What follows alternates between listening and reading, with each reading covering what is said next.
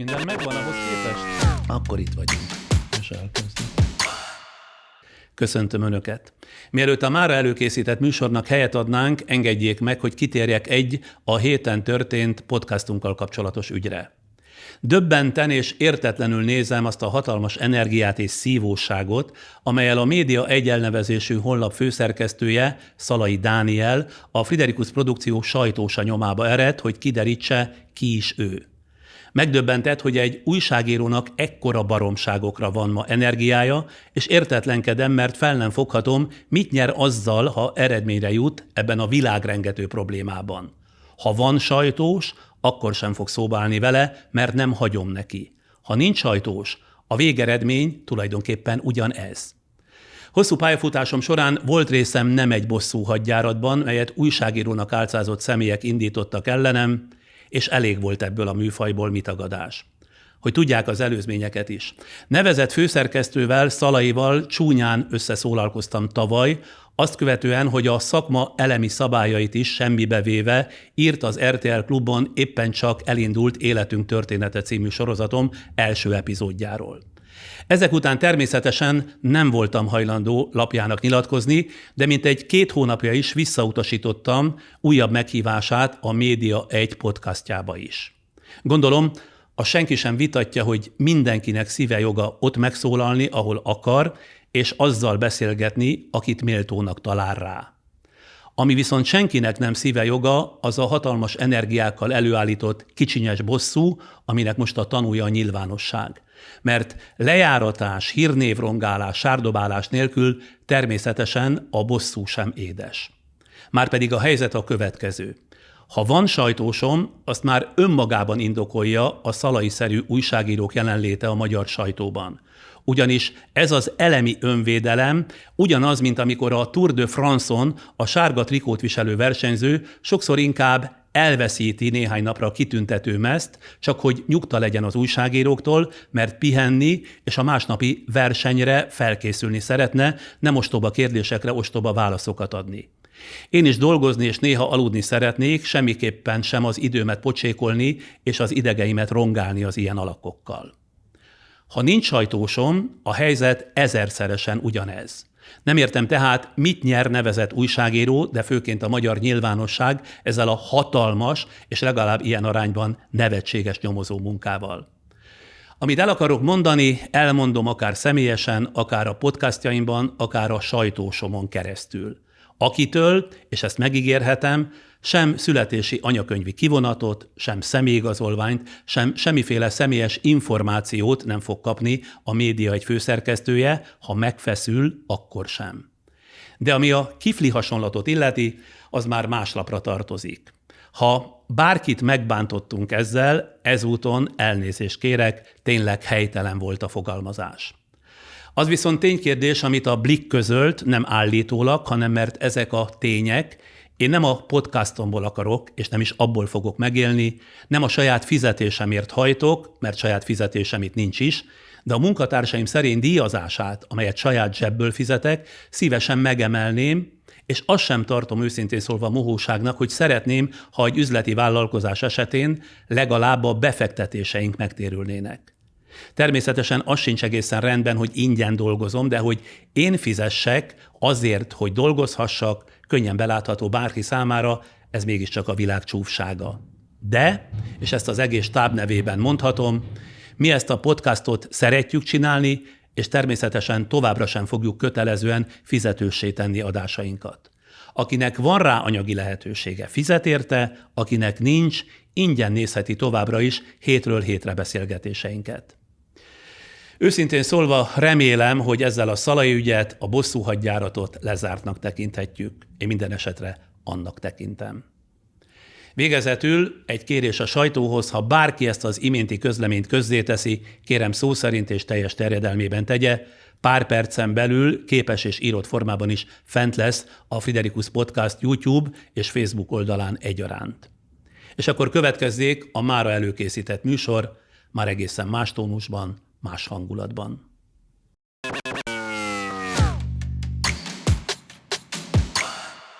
Köszöntöm a bennünket nézőket és hallgatókat. A mai vendégünk előtt ismét felhívom figyelmüket viszonylag új sorozatunkra, amelynek címe Zöld és Zöld. A sorozatban olyan ismert vagy nem ismert embereket mutatunk be, akik hétköznapi életük során tesznek valamit, nem keveset, a globális felmelegedés egyre pusztítóbb hatásainak ellensúlyozásáért. Nem nagy dolgokról van szó, de mégis úgy gondolom, ha ki a saját házatáján hasonlóképpen cselekszik, akár úgy, hogy egy-egy ötletet ebből a sorozatunkból átemel, nem csak jobban érzi magát majd tőle, de sokat tesz, bármilyen nagy szó is legyen ez, mindannyiunkért, az emberiségért. A Zöld és Zöld című sorozatunk következő epizódját a mai nagy interjú után láthatják, illetve hallhatják. És akkor következzék a mára meghívott vendég. A mai médiavilág a maguk önreklámozásán dolgozó műsorvezető, riporter és interjúkészítő celebek, mert ma már ilyenek is uralják a mi mesterségünket, jelentős túlkínálatában üdítő kivételként tekinthetünk egy-két ifjabb szaktársamra. Ilyen a szinte minden nap a YouTube-on jelentkező partizános Gulyás Márton, de ilyen a többnyire portrékészítő Kadarkai Endre is. Most ez utóbbiról beszélek. Kadarkai működésének szűk másfél évtizede alatt úgy tett szert országos ismertségre, hogy közben, legalábbis tudomásom szerint, egy percig sem tartozott a köztelevízió vagy a nagykereskedelmi tévék kötelékébe. Ha nem vélné valaki degradálónak, pedig őszintén elismerésnek szánom, azt is mondhatnám surranópályán, az MTV-s Napkeltén, a Sztori 4-en, az Echo TV képernyőin, utóbb pedig a Klubrádióban, illetve az internet média felületein gyűjtöget mára 100 000-esnek mondható közönségének rokonszemtőkéjét. A nagy kérdés persze kézenfekvő módon az, hogyan és mivel. Kadarkai Endre, szerkesztő, riporter, műsorvezető a ma esti vendégem. Hallgattam ezt a felvezetést, most a legutóbbi válogatott meccsen, amikor berúgtuk a gólt az angoloknak, akkor mondta Hajdú Béson, hogy felőlem lefújhatjuk a meccset. Tehát felőlem véget is érhet az interjú. Friderikus Sándor ilyen szépeket mond rólam, akkor... Gondolom és megmondom is, és most már abban a helyzetben vagyok, szoktam mondani, ebben a korban az ember már megvalhatja azt, amit érez, vagy gondol adott esetben. Nagyon jól esik, megtisztelő. Ez az öltözet, ez a szerelés, tehát ez a nagyon decens zakó, picit kilátszó díszsebkendővel, egy fehér ingel. Cselédandolító díszsebkendő, úgy szoktam hívni. Cselédandolító. Miért cselédandolító? Hát, hogy ilyen kis huncutkait kifigyel. És akkor a design szemüveggel. Ez például egy jól kitalált design része, ezt ön találta ki ezt magára nézve? Ki volt honnan fejlődnöm, tehát azért régen, nem tudom, látta-e Sándor a régi felvételeket. Igen. Mondjuk úgy, hogy kihívásokkal küzdött az öltözködésem, akkor én meg voltam róla győződve, hogy ezek nagyon-nagyon jó és eredeti módon felépített ruházatok. Én nagyon eredetieskedtem én, tehát végtelenül színes, ilyen pompázatos ruhákat vettem magamra. Én is tulajdonképpen a kezdetben. Aztán volt egy fejlődés történetem, és rájöttem, hogy az embernek nem kell eredetieskedni, most már ilyen komolyabban. Elég, ha eredeti? Hát ha csak ugyanaz vagyok, nem tudom. És honnan tudja, hogy mi áll jól magának? Jók voltak a visszajelzések. Pláne ahhoz képest, amilyen volt. Igen? Hát mindenkinek van egy evolúciója. Abszolút, és hát még hány ilyen lesz, majd amikor ettől hal el. Majd remélem, hogy ez nem jön. Majd ez is, de semmi baj vele. Soha nem gondoltam volna. Tehát mondjuk 25 évesen, ha azt mondja nekem valaki, hogy én így fogok költözni, pénzt, energiát szánok arra, hogy ez választékos legyen, hát kinevettem. Mielőtt elkezdett tévézni, azelőtt például egyáltalán nem figyelt az öltözködésére? De nagyon, csak végtelenül szélsőséges módon. Tehát csiricsári ruhákat vettem magamra. Tehát nem volt ízlése, vagy nem volt jó ízlése? Szerintem nem volt jó ízlésem. Igen. Aztán ezt felülírta most már az eleganciára való törekvés. És higgy el, legőszintébben mondom, ebben nincs semmi majomkodás vagy pózolás. Tehát nem azért veszek föl például most Sándorhoz egy zakót, hogy hű de marha elegáns legyek. Tényleg jól érzem magam benne, de ehhez kellett, hogy betöltsem a 30. életével. Na az ön esetében is elkerülhetetlen az életrajz azon nagyon kevesek kedvéért, akik nem tudnának önről. Tehát röviden az élete Kadarkai Endrének. 1985-ben született Révkomáromban, Szlovákiában. Anyja bérelszámoló volt, apja vegyészmérnök, jelenleg mindketten nyugdíjasok, a szlovákiai Párkányban élnek. Kadarkai a párkányi 8 osztályos gimnáziumban érettségizett, 18 évesen a riporter kerestetiken figyeltetett fel magára, ezt követően költözött Budapestre. A Napkeltében annak megszűnéséig 6 éven át dolgozott, majd elindult az első önálló műsora, az Arckép, amely kezdetben a Zugló TV-ben és a YouTube-on volt látható. Ezután az Echo TV-ben és a Story TV-ben készített műsorokat. Fontosabb műsorai voltak az Arckép, a Nem adom fel, a Világtalálkozó és a Szavakon túl.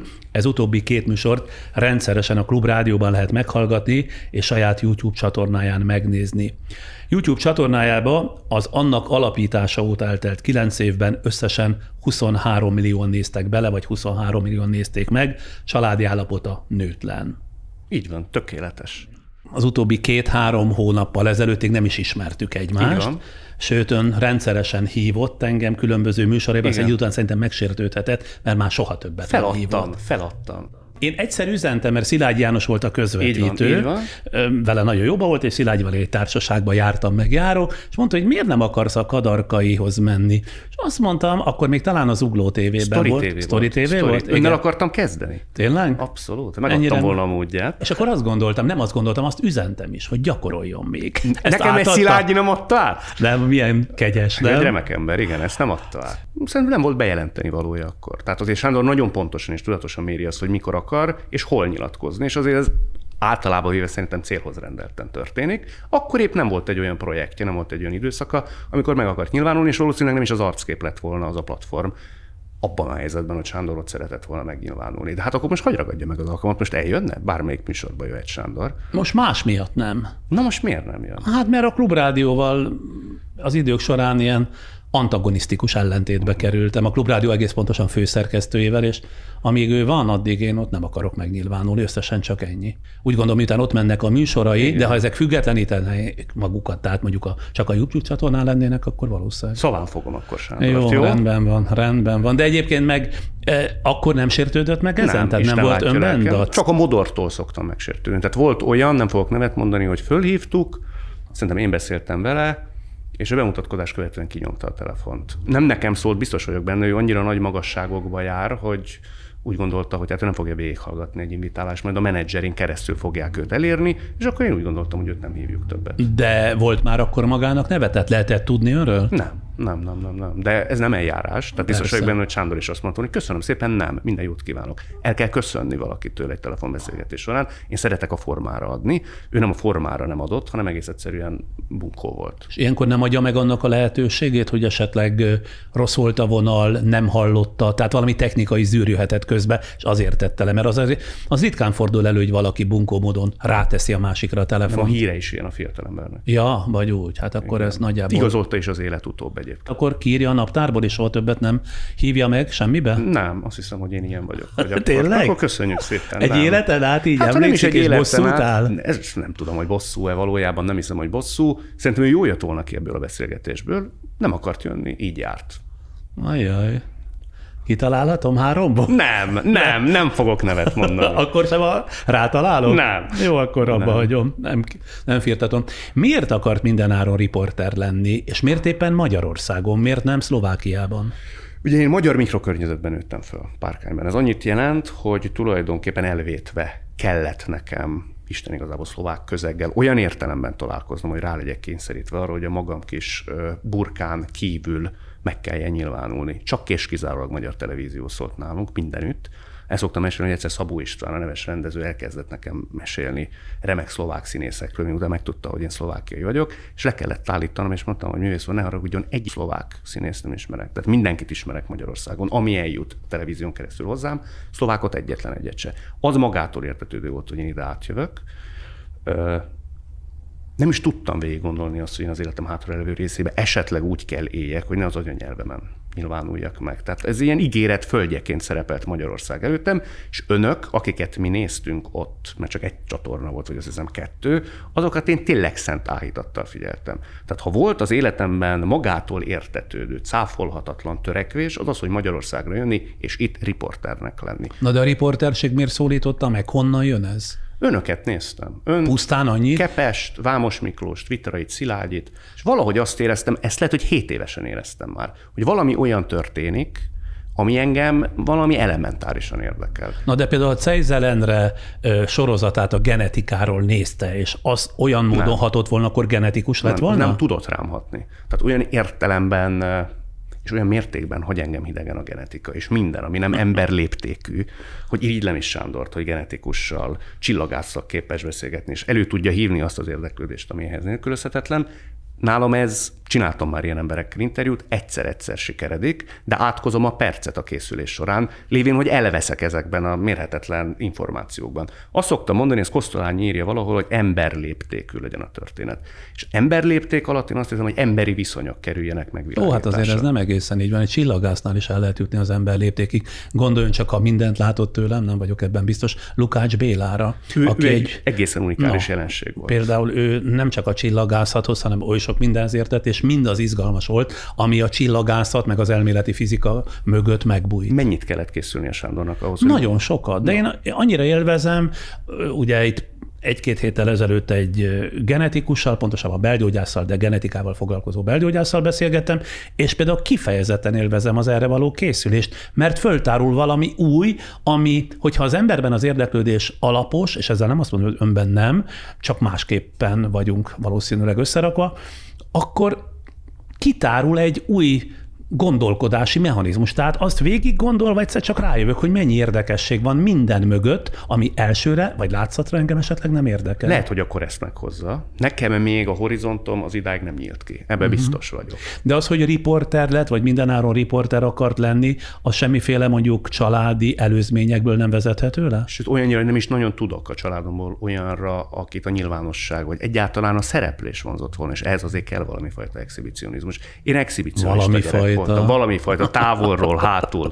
Tehát én egy exhibicionista gyerek voltam. Tehát szavalóversenyekre jártam, színjátszókört szerveztem például, talán még az általános iskolában is, és voltam annyira hiú vagy szereplési vágytól vert ember, hogy általában magamra osztottam a főszerepet. Tehát a sikert és a tapsot, amit egy 10-11 éves gyerek egy kabaré jelenet bemutatásával le tud aratni, azt én learattam. Arra rögtön rájöttem, hogy annál sokkal szemérmesebb és zárkózottabb ember vagyok. Ez lehet, hogy ellentmond az exhibicionizmusnak, de én szentül vallom, hogy aki a nyilvánosság elé lép, a szemérmes ember, és valahogy a szemérmét oldja azzal, hogy szerepel. Arra én rájöttem, hogy nagyon szemérmes ember vagyok ahhoz, hogy én színpadon létezni tudjak. Az viszont, hogy én tulajdonképpen dobbantója legyek egy általam érdekesnek vélt embernek, és ott föltáruljon egy emberi történet, az hihetetlenül érdekel. Én azt szoktam mondani, hogy engem az emberi történeteken felül voltak éppen semmi nem érdekel. Tehát én elmegyek egy külföldi helyre, hogy én megnézek egy katedrálist, és úgy belefeledkezzek, az elő nem fordulhat. Lehet, hogy egyet megnézek. Én ülök a főtéren, és nézem az embereket. Emberi viszonyrendszereket találok ki például. És ezek időnként meg is nem tart, hogy egy ilyen beszűkült érdeklődést, vagy beszűkült tudatállapotot mutat ezzel? Hát hiszen ahhoz, hogy eljussunk az emberhez, ahhoz oly sok minden vezet. Nem? Miről maradok le, mondjuk, ha nem látom azt a katedrálist? Ha egy emberhez akarok közel kerülni. A gótika szépségében elgyönyörködni, majd azokat, akik a gótikát a legmagasabb fokon művelték, mondjuk az építészetben, hát annak, ha utánolvas az ember, azzal annyi minden tárul fel, amit aztán később, mondjuk egy építésszel beszélgetve nagyon jól tud használni. Most egy nagyon leegyszerűsített példát mondtam, igen. De minden elvezet egyébként az emberhez, hiszen mindent az ember alkotott. Egyszer csináltam egy interjút Fáy Miklóssal, és az operához se értek, de a kantátákhoz se. És hát talán nem fecsegek ki nagy titkot, hogy Vitrai Tamás azt mondta, hogy megnézte többször ezt az interjút, és rájött arra, hogy nekem fingom nincs a kantátákról, meg az operáról. Mondtam, hogy nincs. De nagyon nem szeretem, mikor ezt a szót használja valaki. Bocsánat, módosítsa a kedvemért. Dunstom sincs. Ezt olyan gyakran használja maga a korosztály, meg a még fiatalabb, mintha ez a nyelvnek természetes része lenne. Teljesen igaza van. Dunstom nincs sem a kantátákról, sem az operáról, de azt mondtam, mégis egészen kiemelkedő interjúnak tartja, és ő is megfejtette ezt, én is gondolkodtam ezen, mert ön az emberre volt kíváncsi. Tehát Fáy Miklós kapcsán nem az operák irányából közelítettem meg, és a zene felől, hanem hogy egy ember, aki saját elmondása szerint nem avatott szakértője és diplomával alátámasztott szakértője például az operának, miképp képes ilyen nagy, mert ehhez azért kell magabiztosság és judícium, hogy odaülj és elmond, hogy ki hogy játszik és ki hogy énekel, hogy képes erre, ki az ember, honnan jött. Tehát szerintem... De nem zárjuk egyik a másikat. Tehát erről az útról is el lehet jutni oda, van, nem csak arról az útról. Nagyon hamar belementünk a szakmába, és én inkább most az embert próbálom meg előtérbe hozni, például azzal, hogy volt-e életprogramja ahhoz, amikor kitalálta, hogy riporter lesz. Tehát magyarán beosztott-e, vagy csinálta egy olyan életprogramot, hogy körülbelül mit akar, mikor és milyen milyen módon? Abszolút. Ugye én emlékszem arra a pillanatra, amikor megláttam a riporterkereskedéknek a hirdetését. Akkor tudtam, hogy azonnal megpróbálom, az érettségi Ez hol volt a riporterkereskedék? A Magyar Televízióban. Magyar Televízió, és a Napkelte Gyáfás Tamás volt a producere. Akkor megláttam, azonnal tudtam, hogy most vagy soha. Tehát én jelentkezem ide, és meg is próbálom. Ez rögtön érettségi után volt? Ez azon a nyáron. Tehát szerintem júliusban láttam a felhívást, és én május, nem tudom, 13-án érettségiztem. Ha ez nincs egyébként, nem is indul bele? De akkor már fölvettek a Székesfehérvári Kodolányi János Főiskola kommunikáció szakára, és akkor úgy gondoltam, hogy majd én diplomát szerzek, és majd ezen keresztül jutok a médiába. És abba biztos voltam, szerintem akkor én ezt nem fogalmaztam meg, de utólagosan biztos vagyok benne, hogy én akkor a riporterek kereskedik során, ha azt hallom, és azt mondják nekem, hogy ezt nem nagyon kéne erőltetni, barátom, biztos, hogy abba hagyom. Biztos vagyok benne, hogy abba hagyom. Egyáltalán nem biztos, hogy abból például messze menő következtetéseket lehet levonni egy képességről. Egy pillanatról lehet. Tehát mondjuk, ha ott azt mondják az első megnyilvánulása után, akkor nagy hátrány érte volna, mert be fogja látni, vagy talán már most belátja, hogy az ember időnként rossz, időnként jó, időnként nyitott, időnként zárt. Tehát egy pillanatot kimerevítve egy egész életre jellemzőnek tekinteni, az én szerintem hibás döntés lett volna, de rendben van 18 évesen, ezzel még nem kell tisztában lenni. Hegyke meg dacos. Igen, szóval nagy baj lett volna, és ott milyen helyezést ért el? Nem jutottam be, szerintem a 12-ben. Hát akkor mit keres itt a pályán? Kérdezhetném az előbbikre visszautalva. Volt egy nyilvános főpróba, bejutottunk, nagyon sok teszt volt, és bejutottam a legjobb 60-ba, és ott kiválasztottak azt hiszem 5 embert, aki amíg nem versenyszerű, de nyilvános főpróbán megmutathatja egész versenynek a struktúráját. És ott Hiller Istvánnal kellett interjút készítenem, és az szerintem olyan figyelemre méltó volt Balóék, Vitraiék, Pásztor Magdolnáék, Medgyessy Gusztávék szemében, hogy én szerintem 10 évig abból éltem. Tehát ha föl kellene sorolnom mondjuk 3 igazán fontos és misztikus pillanatot, vagy napot, az biztos, hogy közte lenne. Tehát én emlékszem, hogy jöttem haza Pestről Párkányba a buszon. Vagy repülve szárnyakon? Szinte. Igen? Tehát, hogy az 5 percnek tűnte, vagy 5 napnak, azt nem tudom, mert annyira gondolataimban voltam. De akkor hogy nem nyerte meg? Ki nyerte meg egyáltalán azt a riporter? Dézsi Zoltán nyert. Nagyon fiatal voltam én még. Tehát életemben akkor beszéltem mikrofonba. Tehát ott a ösztönös vagy nem ösztönös tehetséget időnként felvillantó Hályok Kovácsot látták a személyembe szerintem. Tehát az nem volt egy kérlelt interjúkészítési mód. Teljesen alkalmatlan voltam én még akkor arra, hogy például a médiában nagy babérokra törjek, de olyan mondatokat zsebelhettem be Bengyessy Gusztávtól. Emlékszem, Baló György például megállította a műsort. Tehát én sokáig ebből éltem, és azt mondtam, hogy álljunk meg egy pillanatra, ki ez a fiú? Tehát ön ki? Mit kell önről tudni? Az egy komoly hajtóerő volt nekem az a pillanat. Aztán a Napkeltében dolgoztam ugye 6 évig, csetlettem, botlottam, ott azért... Ott mit csinált? Tényleg a nulláról kezdtem. Tehát emlékszem, az első feladatom az volt, hogy egy Medgyessy Gusztáv jegyzetet, és Sándor pontosan tudja, mit jelent, képezzek fel. Tehát ez tényleg az első számú gyakornoki feladat. Elmond egy publicisztikát, és azt képekkel támassza alá, ugye? Pontosan így van. És eljutottam oda a 6. év végére, hogy már hosszabb interjúkat is készíthettem. Ezt például még élek hálásra Szent Gyárfásnak, hogy tőle telhető legnagyobb pedagógiai érzékkel és türelemmel végig csinálta velem úgy, hogy nyesegette is a szárnyaimat. Rengeteget tanultam én a Napkertében. A későbbiekben mi adott kellő nyomatékot önnek arra vonatkozóan, hogy tényleg jó, tényleg tehetséges, tényleg van helye ezen a pályán? A Napkelte megszűnése után a kollégáimmal azon tanakodtunk, hogy mihez kezdjünk. És azt mondta az egyikük, hogy próbáljuk meg az Ugló tévén teljesen ingyen az Endrének ebbéli tehetségét szárba szökkenteni. És ott is azt mondtam, ez volt az arckép, voltam 24-25 éves, akkor még szerintem annyi se, utána kéne számolni, 23-24 éves voltam, és kérdezték, hogy mit szeretnéd csinálni. Mondtam, csak azt, hogy ismerem embereket leültetek, és őket kérdezem. És emlékszem arra a reggelre, amikor Verebes István és Ransburgi Jenő jött. És akkor azt mondtam magamnak, mikor így fölvettem a kis, akkor még nem ilyen zakómat, csiricsári zakómat, hogy na Endre basszus, ha most kiderül, hogy te besülsz, mert azért 1 órát beszélgetni a Ransburgi Jenővel, azért az nem akármi, akkor mire dumáltál itt hosszú éveken keresztül, hogy majd te ezt fogod tudni csinálni. És az is nagyon jól sikerült. Tehát Ransburgi Jenő is nyugtatott, és azt mondta, hogy ez tényleg az első volt? Mondtam, hogy abszolút. Tehát olyan értelem, hogy engem vesz a kamera, és az nagyon más attribútumokat igényel szerintem, mint hogy az ember csak úgy egy kamerával kimegy és nyitogatja a másikat. Egerszegével például csináltam egy ilyen interjút, ott nem vett a kamera. békjózni is tud a kamera, és nagyon elkezdtek engem bátorítani akkor a kollégák. Abból készült 130, Teljesen Arcképből? ingyen. Így van. 130 portrét csinált 130 emberről? Így van.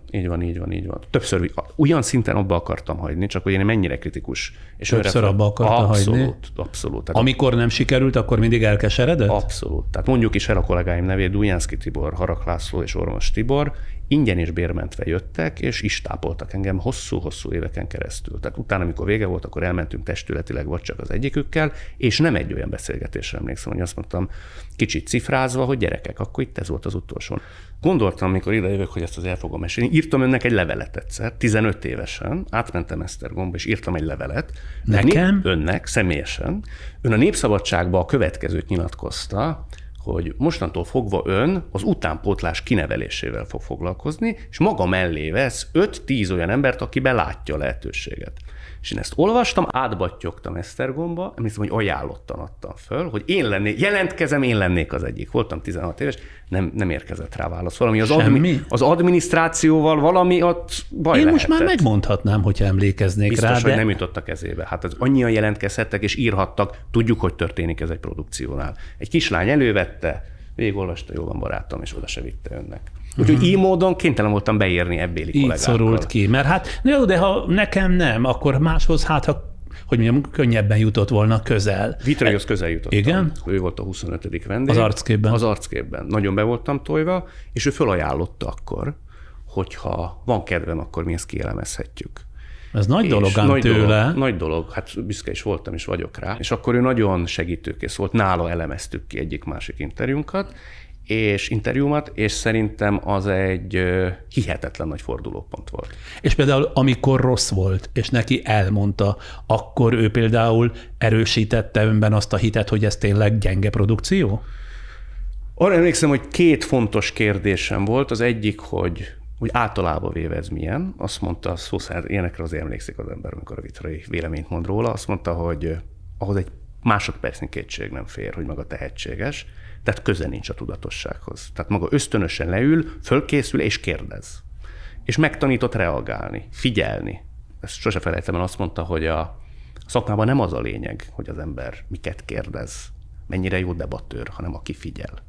Figyelni kell. Például ez volt az egyik nagy számomra akkor fordulópontot jelentő mondat. Illetve egyszer megkérdeztem, összeszedve a bátorságomat, hogy tanár úr, lehet ez több, mint a tisztes középszer? Gondolkodott egy picit, majd azt mondta, azt hiszem, hogy igen. Tehát én nagyon-nagyon kritikus voltam magammal. Tehát pontoztam magam, ezt úgy képzelje el. Tehát hazamentem, kielemeztem magam, és csak a hibákat írtam föl. Ülj egyenesen, itt nem reagáltál.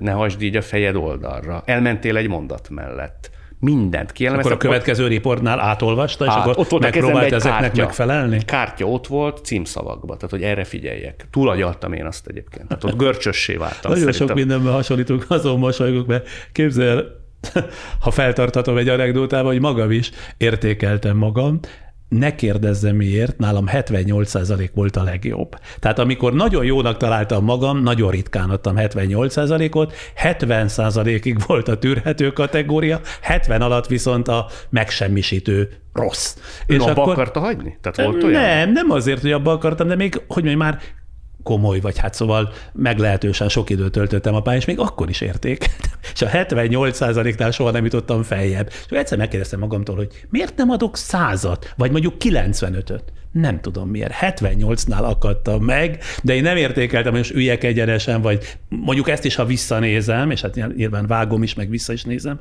ennek folytán, akkor azért magam is belátom, hogy ne üljek görbén, meg igen, vannak ilyen mindenfajta szokásaim, de alapvetően az ember tényleg önmagától tud legjobban, vagy legtöbbet tanulni, ezzel egyetértek. Markó Ivánnak volt erre nézve egy nagyon jó mondata, hogyha nálad, tehát önön magadnál jobban meg tud szakmailag bántani téged valaki, akkor bajba vagy.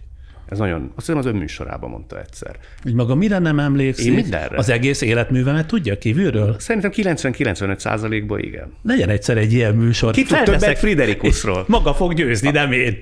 Egyébként könnyen lehet. Azt elárulja, hogy melyik volt az interjú, amire 78-at adott? Martin Bormannnal csináltam egy interjút, aki ugye Hitler, mármint hogy az apja Hitler szántsegédje volt, és a nácizmus gaztetteinek tulajdonképpen kiagyalója. És az ő fia könyvet írt felnőtt életében már apjáról és önmagáról, meg a családról, és akkor nem lehetett vele kapcsolatba lépni, mert álnéven élt Németországban, de a kiadónak írtam egy levelet, a kiadó közvetített közöttünk, a német kiadó, és azt mondta, hogy oda nem mehetek forgatni, nagyon érdekelt. Nem mehetek forgatni, de ha Magyarországra meghívom, ő szívesen eljön az akkori feleségével.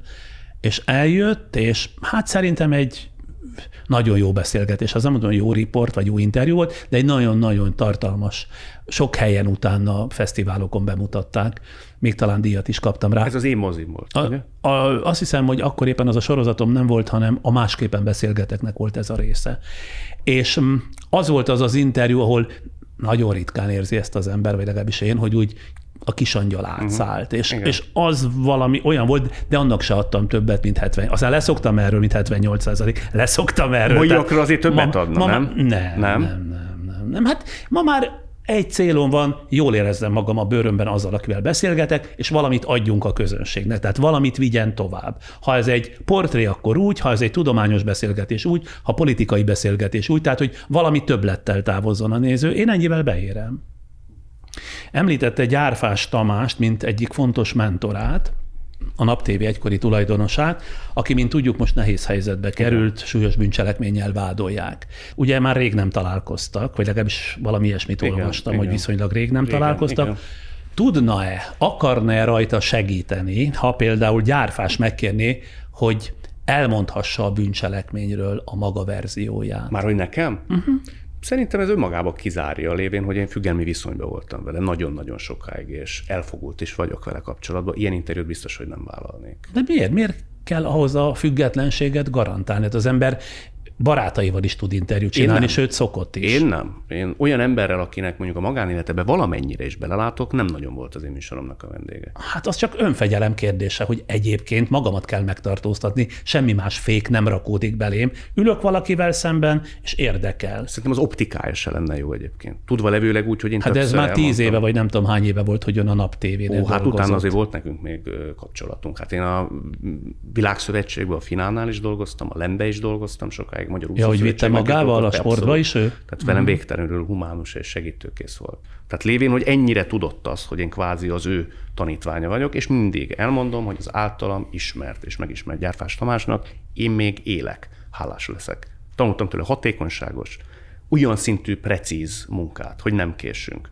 Munkaszervezést. Tehát például az, ha én vendéget fel akarok hívni, lehet, hogy 3 héttel később lenne az interjú. Miért nem hívott föl ma? Mondta ő. Tehát miért szerdán, ha ma is fölhívhatod? És erre például hihetetlenül adok, és azóta is adok. Vagy például az a gondolkodás, ami a magyar televízióban teljesen elharapódott, hogy hogyan nem tudjuk megcsinálni, ettől halok meg. Tehát van egy helyzet, és azt mondom, hogy meg kéne, hát az őt nem lehet meghívni. És basszus, miért nem azon kezdünk el gondolkodni, hogy lehetne meghívni? Ez a basszus is a kedvenc kifejezése. Fegyelmezem magam. Tehát akkor már tudom, hogy mit nem szabad mondani. Hát nem azért, ez a saját magamra, hogy mondjam, kötelező érvényű előírás, de basszus, hát akkor azt is mondhatná, hogy meg nem, hát csak ezt így szépíti. Ilyet nem mindenki tudja, hogy ezt mondja.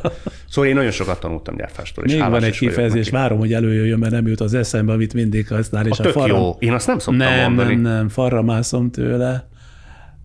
Hát most nem jut eszembe, majd de remélem, hogy fogja mondani. Egyébként ez is érdekes, hogy a nemmel kezdődő mondatok a televíziózásban. Nálam például nem lehetett így kezdeni mondatot, fizetni kellett érte, amikor még nagyban gyártottunk produkciókat. Tehát ha valaki úgy kezdte, hogy ezt nem lehet megcsinálni, konkrét példán van, egyszer az jutott az eszembe, miután itt lebegett fölöttünk, vagy mindig Magyarországot is érintett a Mir űrállomás, akkor gyereknapra készülve kitaláltuk azt a stábbal, mármint hogy a szerkesztői csapattal, hogy, meg a gegmenekkel, hogy kapcsoljuk a Mir űrállomást, és a gyerekek kérdezzék az űrhajósokat. Azért ez 1995-96 táján nem volt egy egyszerű történet, és emlékszem az akkori gyártásvezetőmre, akinek így elmondom, nem neki, hanem nagy plénum előtt, tehát értekezleten, hogy. És akkor kapcsolni fogjuk a következő Friderikus Show-ban gyermeknap alkalmából a Mir űrállomást. Néztek rám, hogy? Hát mondom, kapcsolni fogjuk a Mir űrállomást. Gyártás, hát ezt nem, Laci, ezt nem mondom, hogy nem lehet megoldani, vágta ki magát, és valahogy aztán eljutottunk, és akkor versenyeztettük a NASA-t a Bajkonúrral, bármilyen furcsa, mert mind a kettő pénzt kért érte, és végül a NASA-val oldottuk Tehát tulajdonképpen Friderikus Sándorral mínuszból is lehetett keresni. Olyannyira, hogy be kellett szállni a heti vagy a havi fizetésével, és akkor ezt egy közös kalapba tettük, és kihúztuk annak a szerencsés táptagnak a nevét, aki elutazhatta azt a pénzt. Oh. Igen. És akkor egyszer csak Gengyani, ma is a vágóm, azt találta mondani nagyon logikusan, hogy de miért ugyanannyi eséllyel kerül be a kalapba az, aki tegnap előtt lépett be a cégbe, mint aki már 10 éve itt dolgozik? Nagyon jogos, hogy oldanád meg? Őnek ilyen matematikus agya van. Azt mondja, aki 10 éve dolgozik, az 10 cédulát tesz be a nevével, aki csak egy éve, az csak egyet. És akkor így voltak ilyen, hogy úgy mondjam, mások pénzén való kiutazások. Na csak a nemmel, mert a televíziózásban valóban ez a nemmel. Hát ez nem lehet, ez nem. Tehát mindenki hárít. És megúszásra próbál mindenki menni. Ezt például Gyárfásnál tanultam meg. Hogy nem. A tárgyalás technika. Szóval nagyon-nagyon egy szó mint száz. Én az általam ismert Gyárfás Tamásnak nagyon hálás vagyok. A személyiségét, a szakmán kívüli életét, személyes rokonszenveit illetően igen szűkszavú. Tehát ritkán nyilvánul meg. Ez ma se lesz másképp. Ha éppen nem elutasító. Igen. Hát azért majd adjon nekem is egy esélyt, jó? Adjon. Nem így a szakmai fejlődését, meg ahogy most is mondta, a szakmai elő- és példaképeit. Sok helyütt nyilatkoztam már, ugye, hogy 10 év körüli gyerekként szenvedélyesen jegyzetelte és értékelte a tévés idójai korabeli tevékenységét, köztük szinte mindig első helyen említi Vitrai Tamást.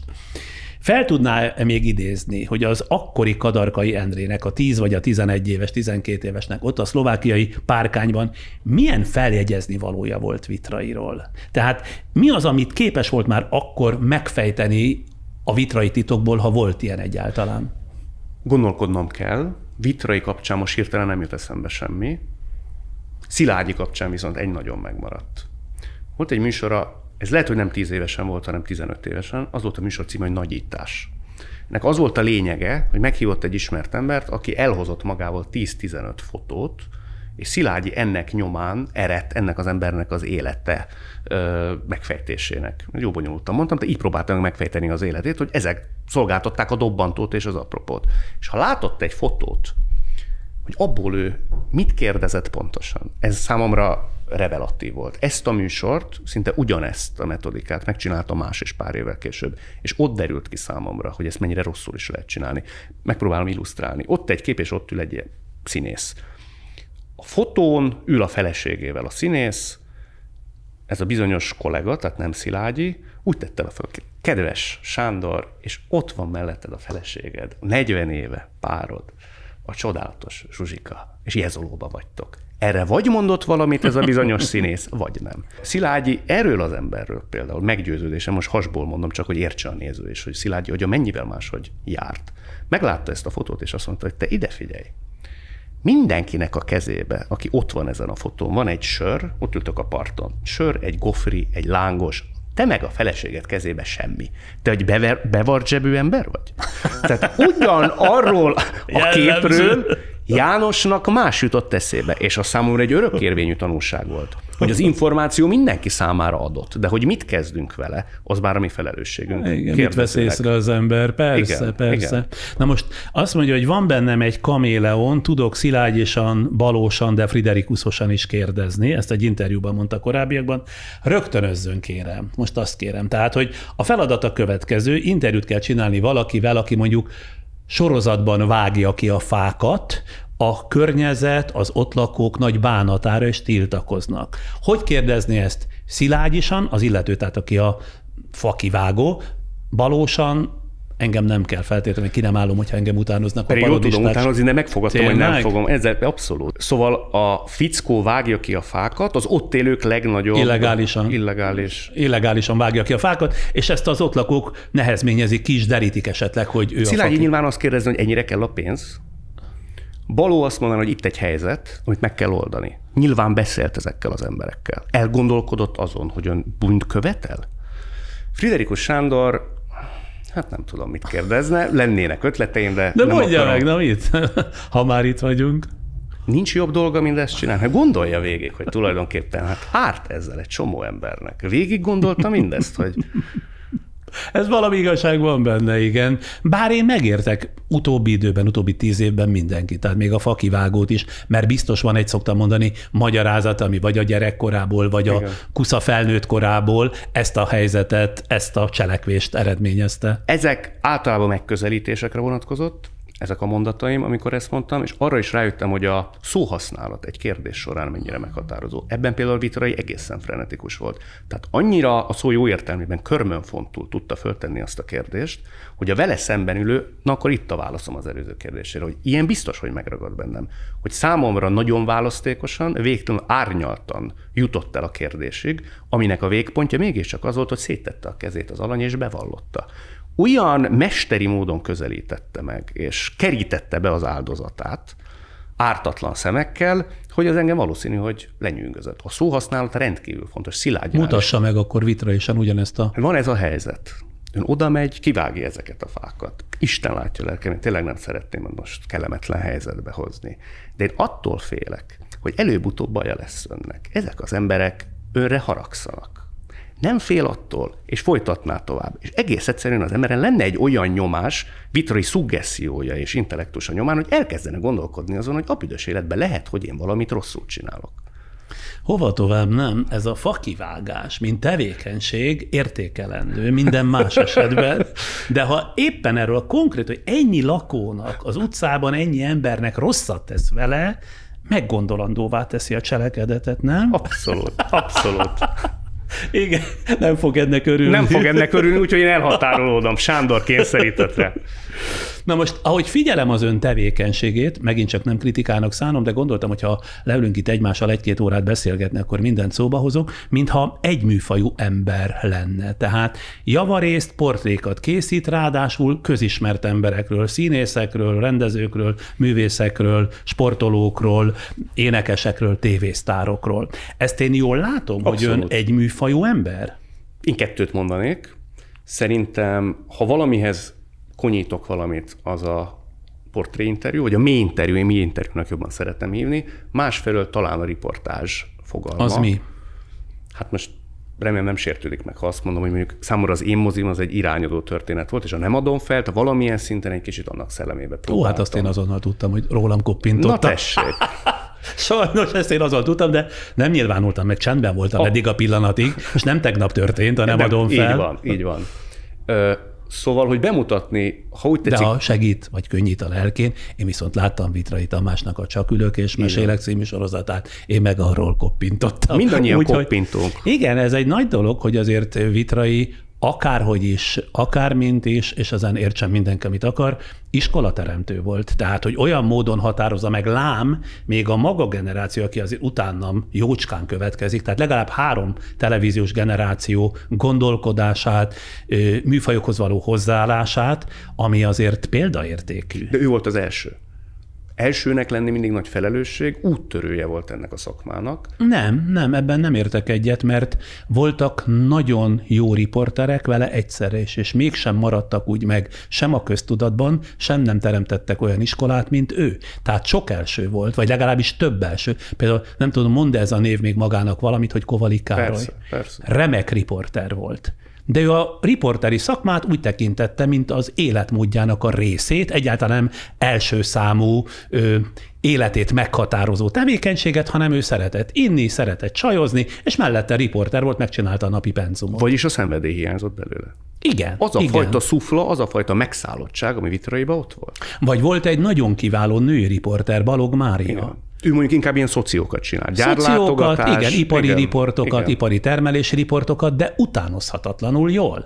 És lám, anélkül, hogy itt most értékrendet mondanék, vagy értéksorrendet állítanék, mégiscsak a Vitrai az egyetlen, akire maga, aki Vitrait követően legalább a 3., de lehet, hogy a 4. generáció, nem csak, hogy emlékszik, hanem példaértékűként egyfajta viszonyítási pontként használja. De Szilágyi is ilyen. Az én szememben Szilágyi is feltétlenül ilyen. Csak Szilágyi rádióriporter azért nem említettem ebben a körben, igen. De Szilágyi is első ilyen szempontból. Abszolút. Tehát 2 első tulajdonképpen a legnagyobb nyomatékot gyakorolta mindannyiunkra, Vitrai és Szilágyi. Szerintem feltétlen.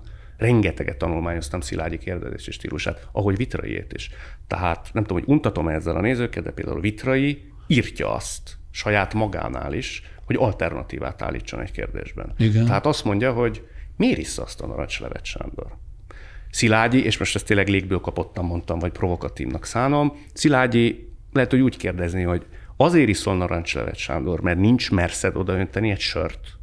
Vagy azért, mert szponzorált téged egy narancslégyártó. Van benne alternatíva és provokatív. Blikfangosan kérdezett Szilágyi. Egészen elütött attól, ami korábban volt. És én mindig azt szoktam mondani, hogy ezen emberek, ebbe ön is, Sándor is beletartozik, ezen embereknek a szintézése próbáltam lenni. Azért 4 olyan... Melyiket tartotta egyébként érvényesebb iskolának, ha már itt tartunk? Tehát a Vitrai féle megengedést, vagy a Szilágyi féle alternatív kérdezéstechnikát? Én inkább az alternatív kérdezési technikát használom ma, azt gondolom, de Vitraiét ugyanolyan érvényesnek tartom. Szerintem nincsenek sémák.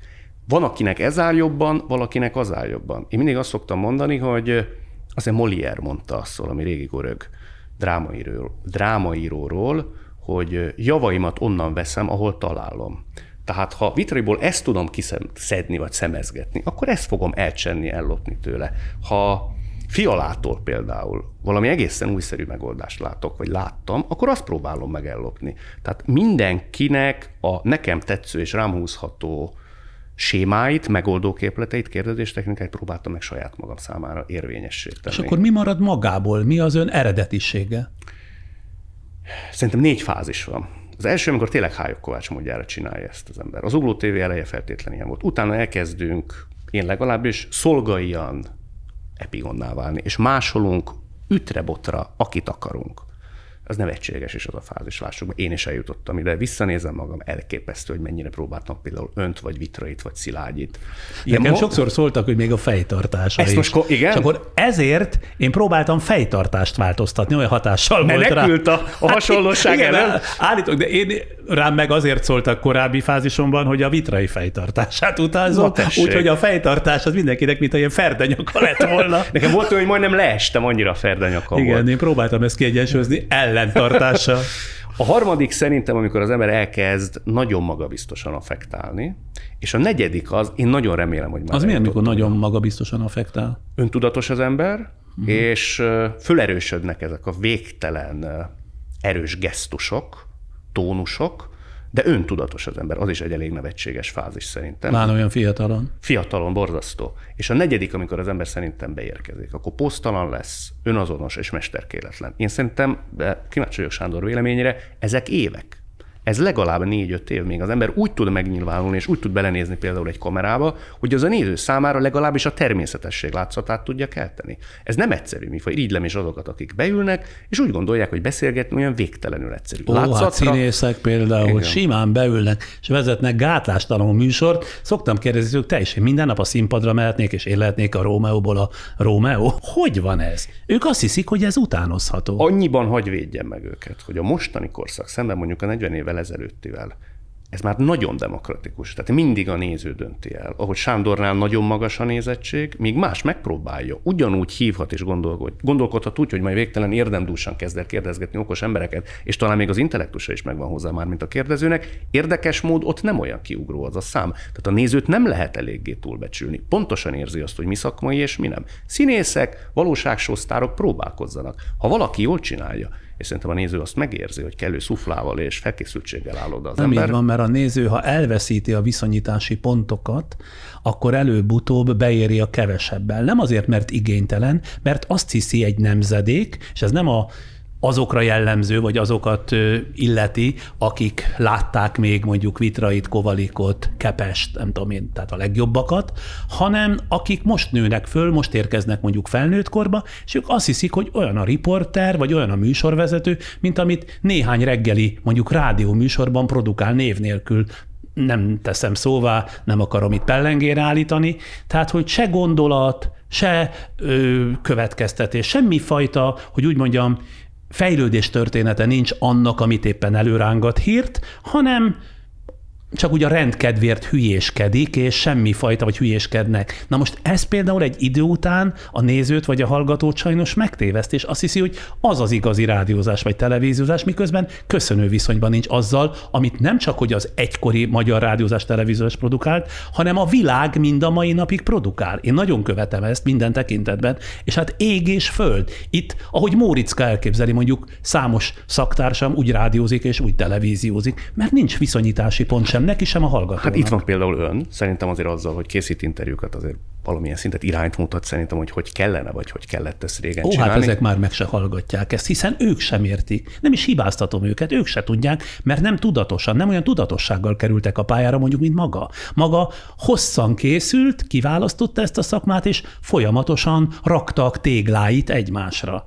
Ez a mai nemzedék, hát nem tudnék mondjuk a partizános, ahogy említettem a bevezetőben, Gulyás Mártonon, Vejszer Alindán, magán kívül olyan sokat még mondani, talán már negyediket sem, akit mondjuk riporterként számottevőnek tekinthetnék. Tudja? Ez mondjuk nagyon hízelgő. Köszönöm. Na, hát ezt szerintem az ő nevükben is. Sok kritikám van azért magával kapcsolatban, mi eljutunk oda is. Érzem, én látom, hogy egyelőre... Ez a vitraiskola, ez etetés, ez az etetés időszaka. Érzem, olaj.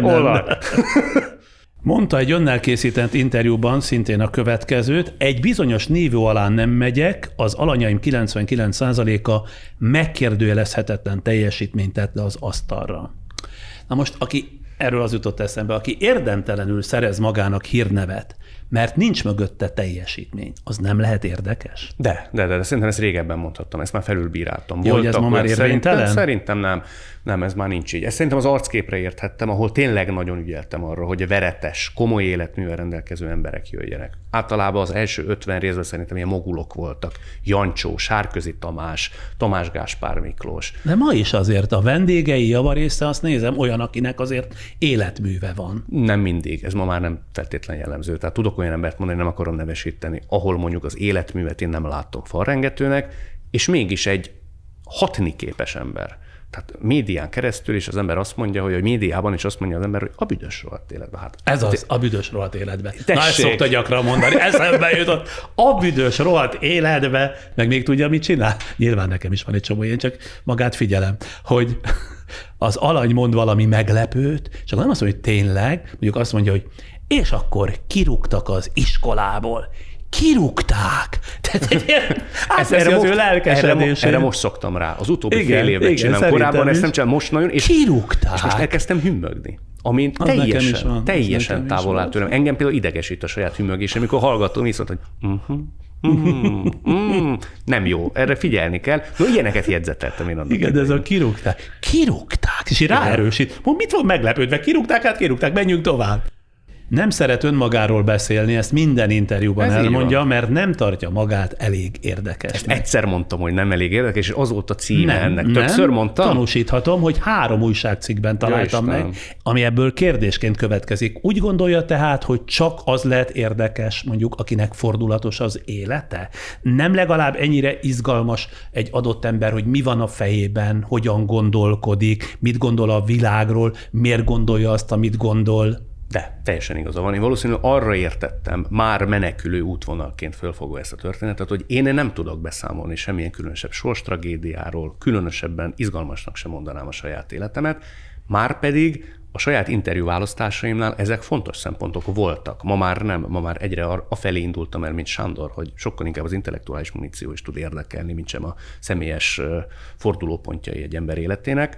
És lehet, hogy még ezekben a korszakokban én úgy gondolkodtam, hogy ilyen értelemben én kiesek ebből a típusból. Lehet, hogy ebbe lehetett egy ellentartás is. Nagyon sokan próbálják meg szerintem beállítani önmagukat úgy a nyilvánosság előtt, hogy hihetetlen színes egyéniségek, és a végén kiderül, hogy mégsem annyira szerintem szimpatikusabb hozzáállás az, hogy az ember eleve azt mondja, hogy nem tartja magát érdekesnek, és él azzal a reménnyel, hogy esetleg majd a néző mégiscsak azt mondja, hogy nem minden érdek nélkül való ez az ember, hogy érdekesség nélkül való ez az ember. Mit gondol, hogyha egy beszélgetés unalmas, az kin múlik? Vagy min múlik, az alanyon, vagy a kérdezőn, vagy ha is, akkor milyen arányban? Ugye Szegő András azt mondja, hogy ha rossz egy interjú, az csak és kizárólag a kérdezőn múlik. Miért hivatkozik mindig valakire?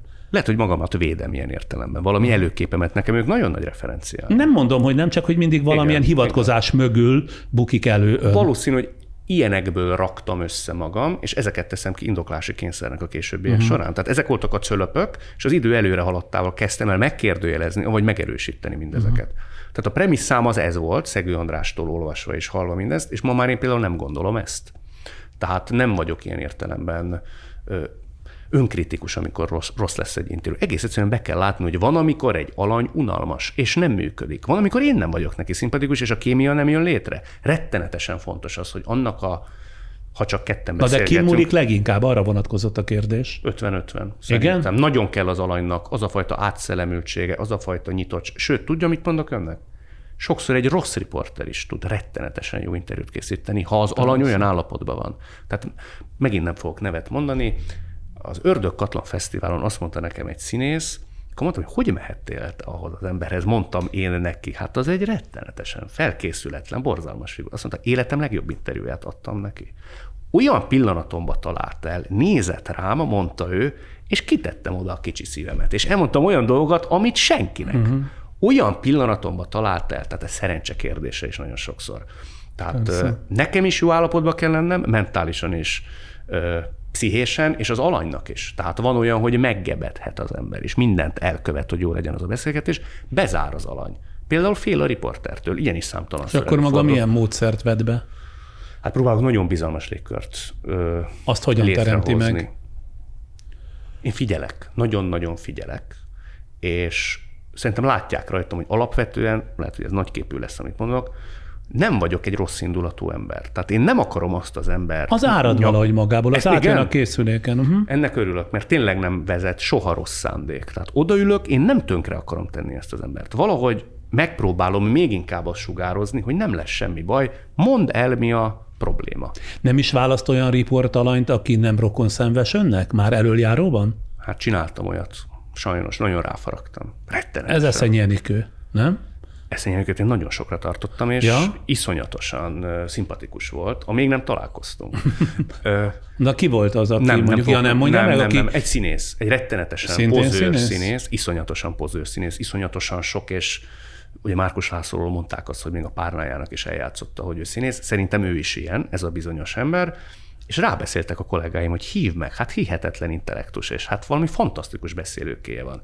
És amikor a kávét megfogta a stúdióba, és mondott rá egy mondatot, hogy fantasztikusan finom ez a kávé, én tudtam, hogy mi nem fogunk beszélgetni, mert valami taszító erő az emberi személyiség jegyeiben van, ami engem békjóz vagy kiül az arcomra. Úgyhogy színpadon remek egyébként az ember. Na de akkor nehéz dolga lehet, mert hogyha ez egy szelekciós szempont, akkor hát az ember sok mindenkivel nem szimpatizál, és mégis úgy hozza az élet, hogy beszélgetni kell. De ez csak szélsőséges esetekben érvényes. Azért 100-ból egy ilyen ember nem tudok nagyobb mondani. Kihívás például az, hogy az ember nagyon távolról indít, és mégis megpróbálja bevenni, magáévá tenni, a közegének fölmutatni. Ilyen is volt. Nem egyszer-kétszer. Nem azt állítom, hogy ellenszenves volt az ember, de mondjuk kávézni nem mentem volna el vele, mert valami magam se tudom, hogy micsoda gyanút keltett benne. És a végére azt mondtam, hogy voltaképpen értem a rajongást irányába. Tehát valami varázsa van ennek az embernek, és bizony jók ezek a rácsodálkozások, amikor azt mondom, hogy majdnem azt mondtam, hogy a büdös életben. Ott voltunk, látom már.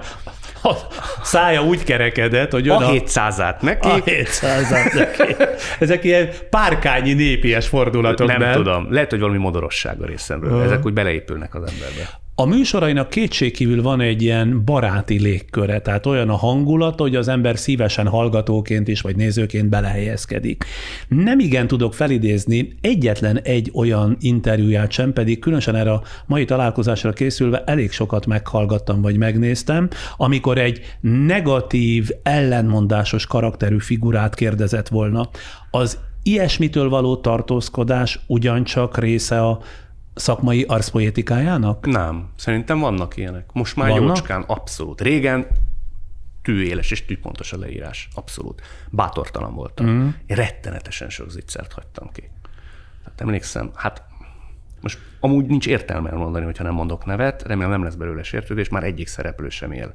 Makkárolyjal beszélgettem, és rettenetesen fölkészültem, hogy iszonyatos mennyiséget néztem meg az interneten, és találtam talán egy articsóka béli beszélgetést, amikor Konrád György készített Psota Irénnel.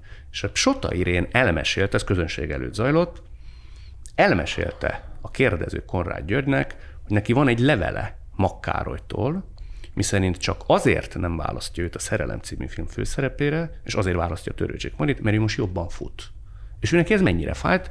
SOT állítása szerint ez a levél itt van, és azt hiszem, ez nyilvánosságot is kapott. Igen, tehát, igen, ez abszolút tudott történet. Tudott történet. Egy ilyen elvetélt lapon ott lehetett olvasni ezt a levelet. Én ezt kinyomtattam, elvittem magammal. Megkérdeztem Makkárolyt, aki emlékeim szerint, most már 9 éve volt, vagy 8 éve volt, fületővéig elpirult, és mondta, hogy ez nem igaz, rosszul emlékszik a művésznő. És emlékszem a mozdulatra, hogy elő akarta venni a kinyomtatott levelet, és nem mertem elővenni egy ilyen élőisten előtt, nem akartam valami fajta konfrontációt előidézni. A mai napig bánom. Tehát ezektől például most már nem rettenek meg. Nagyon sok bátorság került rám, szerintem ez inkább a szakmai rutin hozta elő. Ma már ilyentől például nem riadok vissza. Alapvetően egyébként, ahogy Vitrai kérdezné, félénk, ahogy Szilágyi, gyáva ember? Mind a kettő van bennem. Inkább gyáva vagyok, mint félénk, szerintem. Tényleg? Nekem mindig gyanús az, ha valaki azt mondja magára, hogy bátor. Én nem az ellentéte, de hogy nem feltétlenül félénk vagy gyáva az ember. Pláne a riporteri attitűd azt nem is nagyon engedi meg. Szilágyitól, ha valamit tanultam, nagyon sokat tanultam tőle, és az utóbbi időben nincs olyan dolog, amiről ne kérdezném meg a véleményét, nem csak remek riporter, hanem remek ember is. És ő például egyszer azt mondta egy interjú, most muszáj őt idéznem, nem lehetsz beszarva. Nem szarhat be a riporter. És ez sokat ott cseng a fülembe, ez olyan 3-4 éve történetet, 3 éve történetet, egy problémás alanyjal készítettem interjút, és emlékszem a pillanatra, hogy kérdeztem tőle valami negatívat, ránézve valami rosszat. Már hogy az alanytól? Az alanytól, és láttam, hogy ez föl fog pattanni. És retiráltam. És mondtam a Szilágyinak egy B betűs szót, hogy nem mertem megkérdezni. Mire ő azt mondta, nem lehetsz beszarva, mi történik, ha föláll? És azóta ennek szellemében járok el. Tehát régen sokkal félénkebb, gyávább voltam riporterként, ma már szerintem ettől azért nem riadok vissza. De nem szeretnék senkit negatív, megsemmisíteni például senkit nem szeretnék. Az emberi kereteket mindig be kell tartani. Tehát nálam ez például... az nem kétséges, az abszolút így van, tehát nem lehet, sőt, idővel ezt majd fogja tapasztalni, bennem azért volt ilyen krakélerség, amikor, ha nem is megsemmisítettem, de amit máig szégyelek például, én kimondom a nevet is, Fenyő Miklóst, amikor még a Friderikus Show kezdődött, és ott vendég volt, és valahogy azt mondtam, nézzem bele a kamerába, mert úgy talán látszik, hogy nem is olyan fiatal már, hanem igen, ilyen öreg. És az egy máig nekem egy ilyen dermesztő pillanatom, hogy nem is áll velem azóta nagyon szóba, egy zsűriben voltunk. Nem is tisztázták a megosztárót? Nem tudom, hogy próbáltam, és nem adott rá módot, vagy hogy volt ez, de azt minden esetre nyilvánosan is vállalom. Sőt, én úgy emlékszem, hogy egész közelít kért, és a karikákra hívta fel a figyelmet. Tehát egy, hogy mondjam, minősíthetetlenül viselkedtem. De akkor mi volt a célja Nem tudom, hogy akkor mi lehetett, milyen szituációban. Volt valami előzménye, de nem akarom arra fogni. Ilyen nem fordulhat elő, mert a riporter nem élhet vissza azzal, vagy a házigazda, igen, hogy ő otthon van, ő a saját közegében mozog, és azért a Fenyőt nem kell félteni, tehát ő a szavak embere, nem csak a dalolásé. Mégis ott valahogy én úgy éreztem, hogy valamennyire megsemmisítettem, és azért talán soha nem kértem bocsánatot, bár amikor a Megasztár zsűriében ültünk, ott azért például érezhető volt, hogy még 15 évvel később is ezt a feszültséget hordozza, és azt hiszem, hogy ebben neki teljesen igaza volt. De az idővel az ember szelídül, igen, tehát tudja, hogy nem mindenható, igenis vegyen tudomást minden riporter a saját fajsúlyáról, és annak megfelelően viselkedjen. Szóval ezt ma már így vallom. Hát meg pláne én, aki nem is nagyon szeretem az embereket kellemetlen helyzetbe hozni, magánérintkezésbe sem. Azt szoktam mondani, hogy én gonoszkodni tudok, de gonosznak lenni például nem nagyon. Riporterként meg különösképpen. Gyerekként is szerintem ilyen voltam. Tehát én általában az voltam, akit szerettek az óvónénik, a tanárok és a barátai. Tehát én közösségi ember voltam, rettenetesen. Osztályelnök, talán még így is tápoltam is egyik-másik osztálytársamat, bizalmat ébresztettem bennük. Lehet, hogy nagy szavak, szerintem én alapvetően egy ilyen rendes fickó vagyok. Tehát... Jó hallani magától, hogy így van magával Kadarkai, de alapvetően én egy rendes fickó vagyok. Úgy gondoltam, hogy ennyi idő után beszélgetünk már egy ideje, megengedhetek magamnak egy ilyen egyenes mondatot magammal de ha ez jól esik, akkor nem a rendkedvéért mondom, hanem magam is így gondolom. Köszönöm ez szépen. jön át a készüléken. Köszönöm. Na, Beszéljünk még egy kicsit az interjúról. Mit tart az interjú legfontosabb küldetésének? Van az interjúnak valamiféle példázatértéke magyarul, tehát hogy szóljon valamiről, vigyen át valami üzenetet, vagy annyival is megelégszik, és egyiket nem sorolnám a másik elé, hogy legyen jó hangulatú, kellemes, érezzük magunkat jól, nem kell oda többlet, elég az, hogyha hitelesen mutattam meg azt, aki ott ült a kamerán vagy a mikrofonom előtt. Szerintem interjúja válogatja.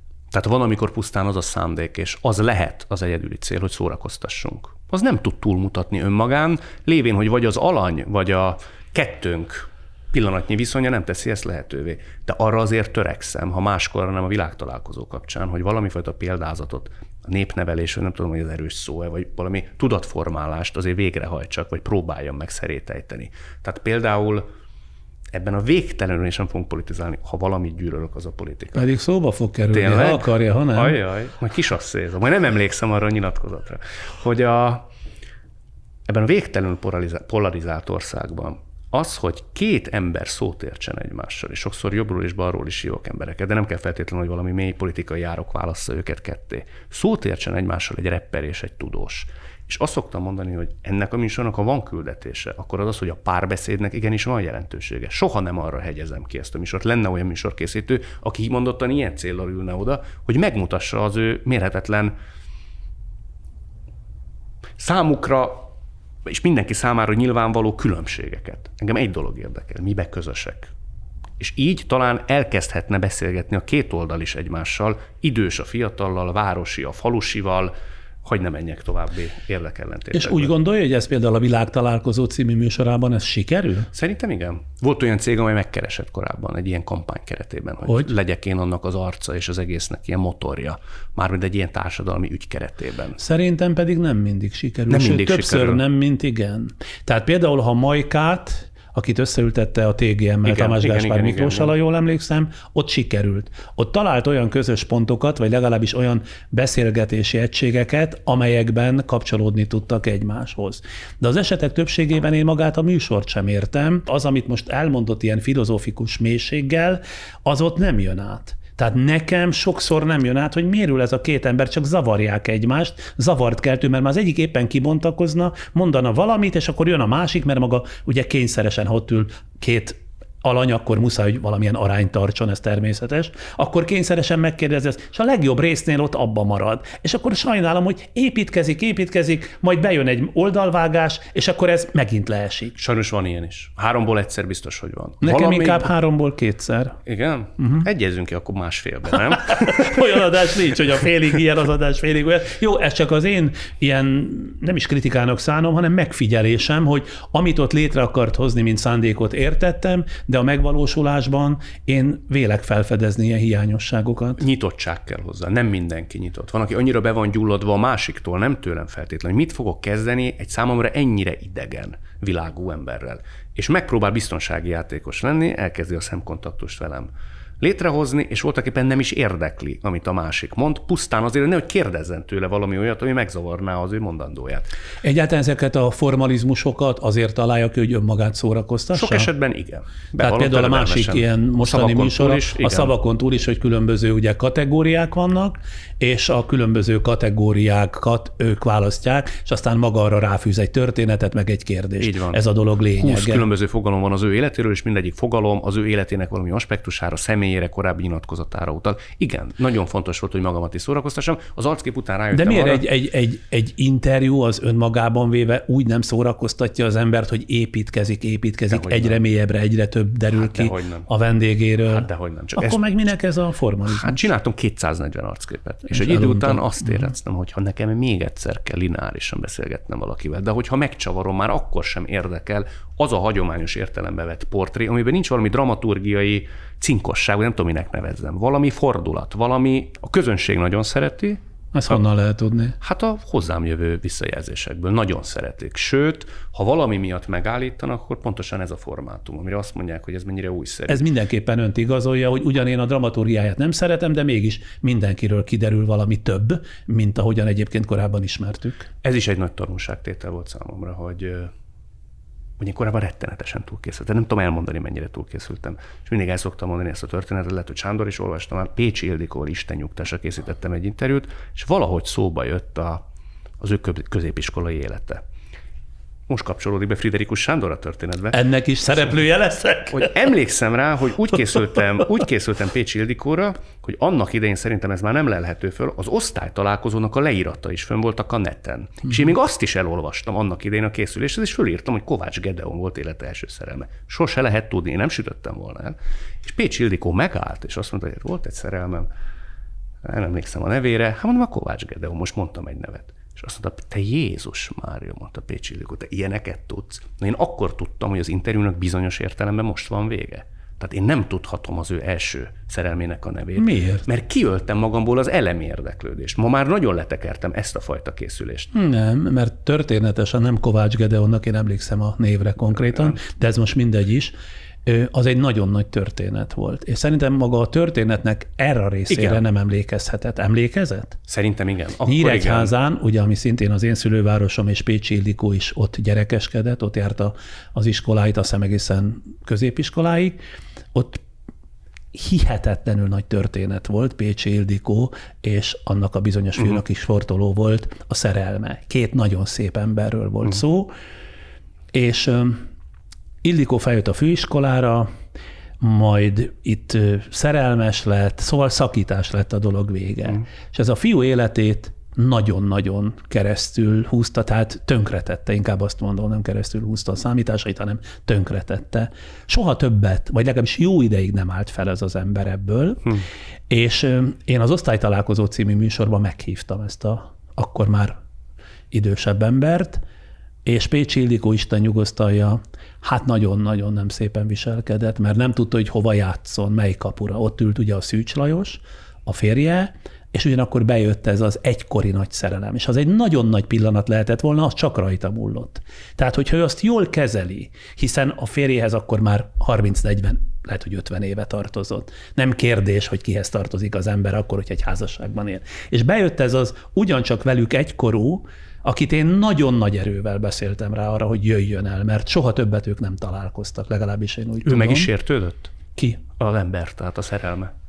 Annál több történt, összetört megint benne valami. Ó, Istenem, értem. És ki is vágtam a műsorból, tehát ezt soha nem láthatták a nézők, mert annyira szolidáris voltam ezzel a férfival, akit én beszélek rá, én vonszolok oda, és aztán így elbánnak vele. Talán 2 mondattal illette Pécsi Ildikó, majd faképnél hagyta, és az valami borzasztó Nem volt. lehetett ott valami kibeszéletlenség?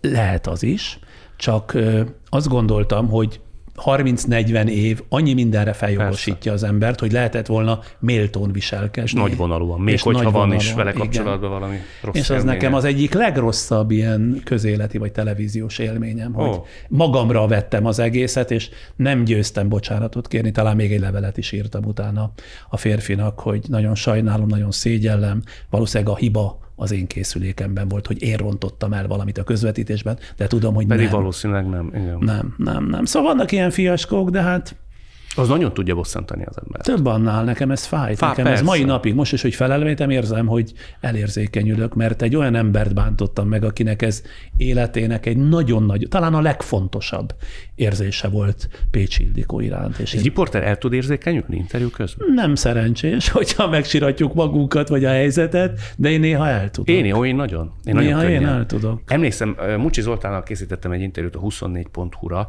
volt nagyon rövid idő, próbálkoztam írott interjúkkal, akit én nagyon-nagyon szeretek, elfogult vagyok kapával, és kérdeztem tőle, hogy igaz-e, hogy te mindenem meg tudsz hatódni. És azt mondta Mucsi Zoltán, hogy igen. Mondom, mondj egy példát. És elmesélte a bányászokat, azt hiszem chileiek voltak a bányászok, akik 8-10 napig Igen, ott föld alatt rekedtek. És azt mondta, hogy mikor kijöttek, én azt megsirattam. És könnyes lett a szeme. És én is én ha meghatódott embert látok, abban a pillanatban bepárásodik a tekintetem. Ez a legőszintén. Könnyen sír? Könnyen, abszolút. Nagyon. Ahogy telik az idő, egyre szentimentálisabb leszek. Ó, és majd mi lesz majd, ha eléri 60? Ó, Jézus Isten. akkor gyakorlatilag mindenen sír. Lehet. Hát fél évente látok egy fiút, ott, ahol fiú, hát már szerintem 50 éves is van, nagyon ritka betegségbe szenved. hát ilyen diónagyságú kelések az egész testén, de tulajdonképpen nincs szabad centiméter.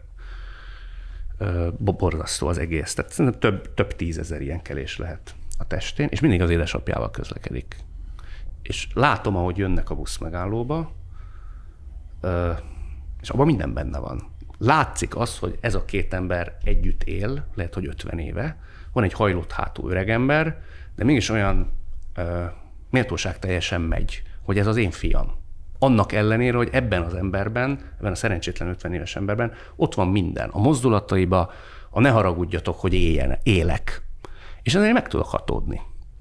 És a szolidaritás érzése ennél többet kivált önből? Vagy pusztán meghatódik? Nem becsülöm le, csak hogy van-e többlet most, hogy mit tehetne értük, vagy nem tudom én. Leáll vele például, vagy leállt velük beszélgetni? Velük nem, de sokszor leállok emberekkel. Például hajléktalanokkal rendszeresen. És segítek is a maga módján. De erről nem szeretnék beszélni, hogy kit és hogyan támogatok, és hogy adok pénzt, de szoktam, igen.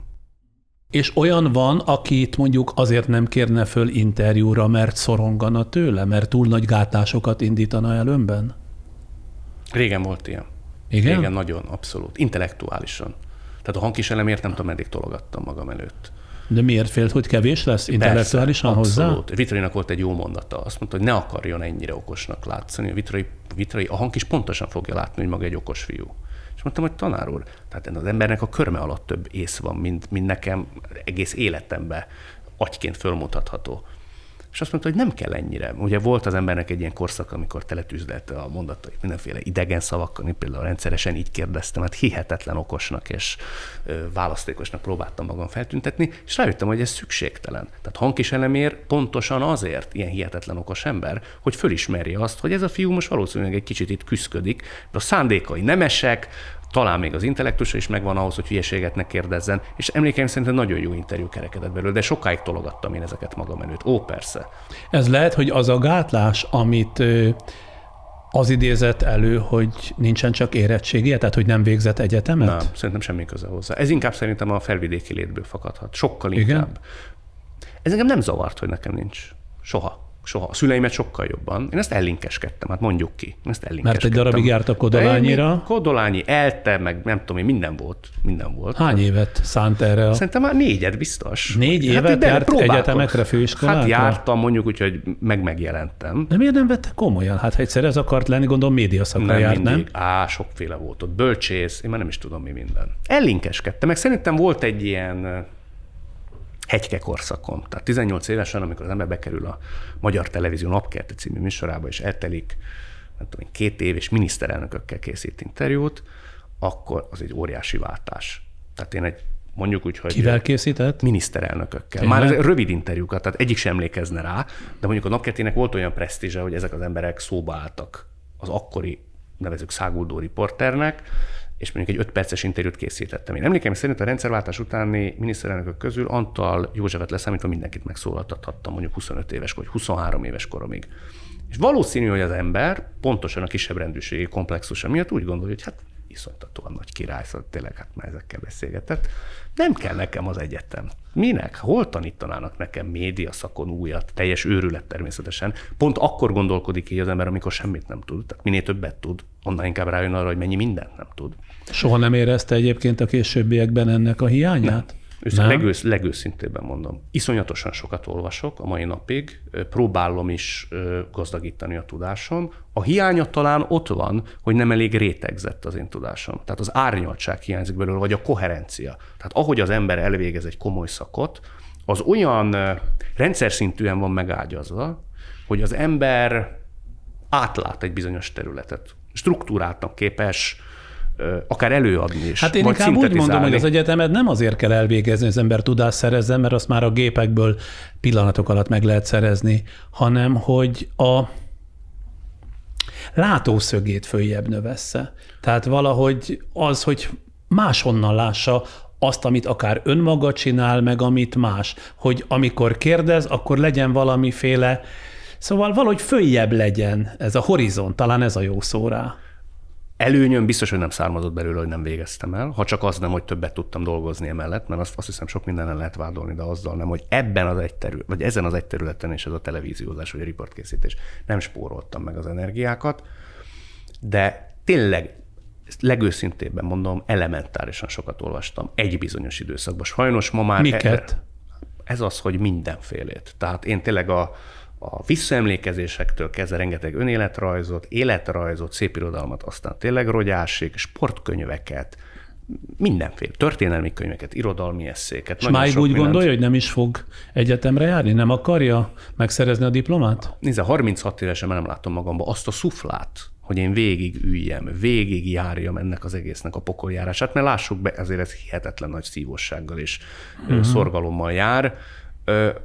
Ez ennyi. Attól tartok, hogy ennyi. Ha erről, vagy emiatt lemaradok valamiről, akkor csak magamra haragudhatok. Egyelőre ez még nem volt gátja semminek. Mert mondom, próbálom mindezt egyensúlyozni, és próbálom felidézni ezen közben, hogy volt-e olyan pillanat az életemben, amikor úgy azt mondtam, hogy a büdös életben, hogy a fene mindenit neki, Endre, itt most lehet, hogy azért nem mersz megnyilvánulni, mert esetleg ezt nem tudod kellő szakképesítéssel alátámasztani, mármint tudásanyag formájában, de nem emlékszem ilyenre. Na akkor itt van a politika. Sohasem politizál, de még véletlenül sem. Akárhány interjút elolvastam, én is túlkészülve magára, soha. Tehát ha véletlenül érintik ezt a témakört, ön nagyon határozottan, időnként mondjuk kicsit ilyen mesterkért módon, de hárít. Ez, kérdezem úgy, hogy kisebbségi örökség? Tehát, hogy jön Szlovákiából, és a politikát illetően az lehetett mondjuk a legfőbb hatás, ami ott érhette ön gyerekként vagy ifjúként, hogyha jobb, ha ebben nem szólunk bele, mert ez olyan ingoványos terület. Szerintem nem. Nem? Magánvéleményem nagyon van róla. Mondom, átjártam Esztergomba heti választérés 168 óráért. Tehát én emlékszem a 2002-es kampányt, én aktív szereplőként, már mint nézőként végig. Aki ott kampányolt Esztergomba, bármilyen párt, én elmentem, kérdeztem politikusoktól is. Akkor még volt már ilyen fórum keretében, minden oldalról. Még volt is olyan ambícióm, hogy én majd ezzel egyszer fogok foglalkozni. Na és akkor mi történt közben? Végtelen nívótlannak látom. Évről évre színvonalatlanabb az egésznek az artikulációja, a kicsinyessége, valami hihetetlen. Jó, de hát ebben élünk. Tehát olyan, mintha az élet legjelentősebb szeletét eltolnám magától. Maga is egy politikai közegben, egy közéleti közegben fordul elő. Hát az nem lehetséges, hogy én erről ezen az alapon nem veszek tudomást, hogy roppant kicsinyes, méltatlan, és így tovább. De Kepes Andrást, vagy Baló Györgyöt, vagy Vitrait például, napi politikai történetről hallotta Sándor valaha is megnyilvánulni? Baló György esetében volt indokoltság, ő politikai riporter, tehát nem nyilváníthatott véleményt, mert ugye minden oldallal kellett szembesülni. Hozzáteszem, nem értek egyet azzal a riporteri magatartással, különösképpen egy ország ilyen helyzetben. Ha egy országban normális viszonyok vannak, tehát mondjuk a demokrácia az minden félnek valamiféle egyenjogúságot ad, akkor azt mondom, hogy a riporter maradjon távolságtartó, ne legyen politikai véleménye. De amikor tulajdonképpen háború vagy forradalom dúl évek, vagy már lassan egy évtized óta, ott úgy gondolom, hogy a riporternek igenis vállalnia kell a politikai attitűdjét, vagy a politikai véleményét. Én ezt nem tudom elfogadni, természetesen méltányolom, tehát azt mondom, hogy rendben van, hogy maga így gondolkodik, de ez az ország hónapok óta ugye ezzel az előválasztási lázzal van tele, politikai lázban ég, és még égni fog a következő mondjuk fél évben. A felületeken egyre másra jelennek meg a különböző politikai megnyilvánulások, publicisztikák, és így tovább. Nem gondolt még arra, hogy mondjuk a direkt politika harcmezein is kipróbálja magát? Nem, soha nem volt ilyenfajta belső késztetés. Egyáltalán nem. Nagyon hamar kiölték. Ez nem belőlem. A félénkség megint csak, amire utalta? Lehet, de én ezt vállalom. Hát nem mondja, hogy magát például nem érdekli mondjuk Jakab Péter, a Jobbik elnöke. Hát annyira izgalmas személyiség van, mint számos riportalanya, interjú alanya. Aktív politikussal én még nem beszélgettem ilyen portréinterjú keretében. Megyesi Péter például volt, de ugye ő már 10 nem tudom hány éve nem aktív alakítója. Na de miért nem? Hát pont olyan izgalmas személyiség, adja meg a lehetőséget, vagy adjuk meg az esélyt egy politikusnak is. Nem látom egyelőre az okát, hogy mikor és miért nyilvánulnék meg. Nem attól fél, hogy megosztja ezzel a közönségét? Lehet, hogy benne van. De inkább tartsanak emiatt akkor gyávának. Már csak az, hogy a Klubrádióban fordul elő. Hát ugye nem gondolja komolyan, hogy nem címkézi föl magát, hogy melyik oldalhoz tartozik. De én komolyan gondolom. Én szerintem ebben azt hiszi, hogy nem címkézi föl magát? Sándor, az legyen az ő problémája annak az embernek, aki így gondolkodik. Ebben az országban... De onnantól kezdve, hogy előítélet van magával szemben, teljesen mindegy a maga távolságtartása. Elhiszi azt nekem, hogy nem volt olyan vélemény, vagy hozzám nem jutott el, pedig olvasgattam kommenteket. Bizonyos időszakonként azért el szoktam olvasni, hogy a valaki például akár az Echo TV és akár a Klubrádiós mutam miatt nekem esett volna. És mindig erre azt szoktam mondani, ha egyszer... Nem, hogy magának esik, hanem hogy nem mennek be magához. Én nem tudok ilyenről. Na mondjon olyan jobboldalit, aki mondjuk, az a különösen gonosz kérdés lenne tőlem, hogy azt mondanám, hogy mondjon legalább annyi jobboldalit, mint baloldalit vagy liberálist, aki magánál alanyként megfordul. Nem tudna messze nem tudna olyan számban mondani jobboldalit, mint liberális. Ez azért érdekes, mert az Echo TV-be szinte majdnem minden mértékadó jobboldali művésszel beszélgettem. Hát már. Persze, mert az Echo TV volt. Ez egyébként egy másik kérdést fölvet, hogy úgy gondolja, hogy az ember független a saját közegétől? Igen. Hibásan gondolja az ember, tehát a műsor az nem független. A műsor, ha egy közegben jelenik meg, az is, ami előtte van, meg az is, ami utána. A néző nem úgy tekint rá, hogy ja, ez Kadarkai műsora, és ami előtte ment politikai, nem tudom én, kampány, meg utána, az tőle független. Abban a közegben, én ezért hagytam ott a TV2-t, amikor már vállalhatatlan volt, amit a Tények csinált, pedig remekül ment. Akkor ment a legjobban az összezárva, igen. De nem tudtam tovább vinni azt a vonalat, mert azt mondtam, hogy mindegy, hogy minden műsorvezető ott maradt, de én megengedhettem magamnak azt, hogy függetlenedjem. Én monomániásan hiszem azt, hogy én saját magamért vállalok felelősséget, és ugyanazt kérdeztem az Echo TV-től, Rudolf Pétertől, mint a Klubrádióban. Az rendben van, csak az előbb árult el, hogy az Echo TV-be bármilyen jobboldalit, ha hívott, elment. Természetesen. Mondjon most példát a Klubrádióból, hogy bármilyen jobboldalit, ha hív, az oda megy. Voltak jobboldaliak a Klubrádióban is. De elenyészően kevesen ahhoz képest. Kevesebben, kétségkívül kevesebben. Hát akkor mégiscsak valami igazam nekem is van. Igen, de olyan értelemben, és ebben nem is nagyon szeretnék belemenni, hogy azért amikor hívtunk, szerintem nem markánsan jobboldali embert. A Klubrádió közönsége már, ami a fórumokat illeti, szerintem védhetetlen módon sokszor neki estek, úgy, hogy még nem is látták azt az interjút. Nem vagyok hülye, pontosan tudom, hogy az a platform, ahol vagyok, az mit keretez.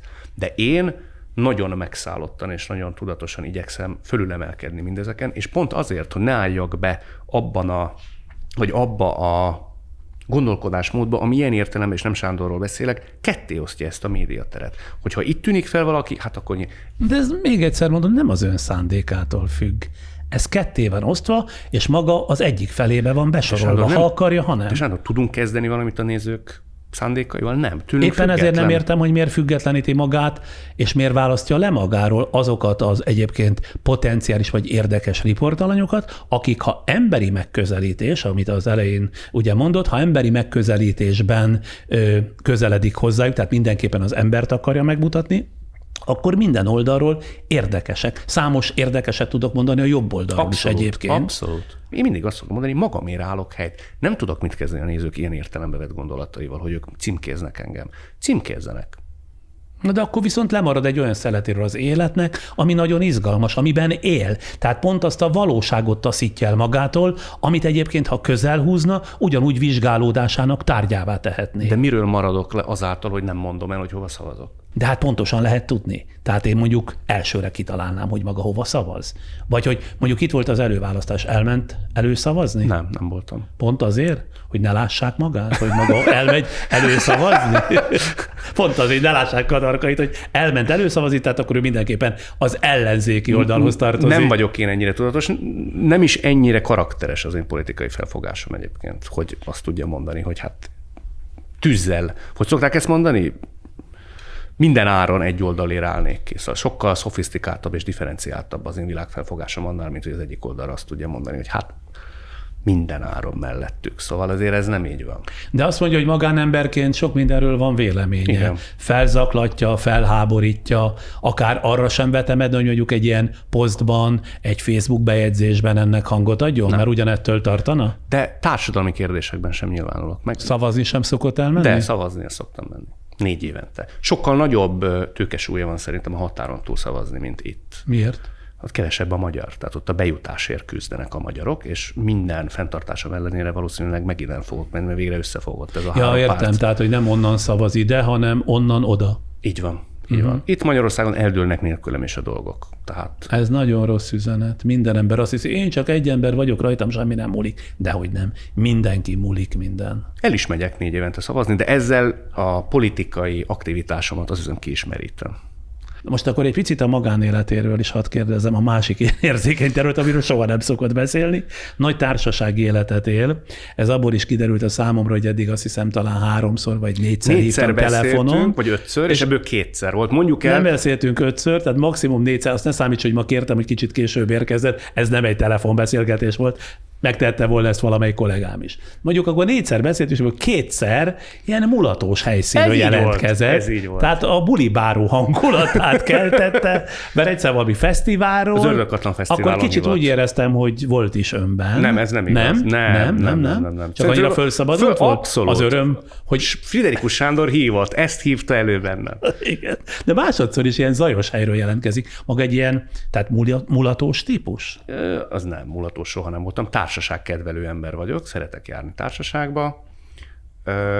Ez mindig is így volt, és szerintem mindig is így lesz. De ez nem egy szélsőséges mértékegységet öltő aktivitás, azt azért szeretném hozzátenni. Sok barátja van? Sok, szerintem sok. De az, hogy hetente egyszer elmegy az ember társaságba csak beszélni. heti egyszer? Abszolút. Sándor. Az én fejemben ön úgy élt, hogy 7 napból 8-szor esténként Istenem. Bármely kocsmában meg lehetne kadarkait találni. Ez nem így van. Nem? Dehogy van így. Nem. De azt mindig mondja interjúkban is, hogy szeret inni, szeret felönteni a garat. Szeretek felönteni a garat? Igen, még talán saját műsorában is mondta, hogy úgy jól esik néha kiengedni, és akkor úgy megadjuk a módját. Valamelyik műsorában nem olyan régen volt. Tehát az vesse rám az első követ, aki nem járt el még így hasonlóképp. Igen, azt nem... Hát a legjobb kérdezi magát, én aztán nagyon szerettem életem 20 évében felönteni rendesen a garatra, csak azért kérdezem, hogy azt a korszakát éli körülbelül, mint amit én éltem, ilyen 33-tól 43-ig? Nem tudom, hogy Sándor akkor milyen korszakát élte. Nagyot.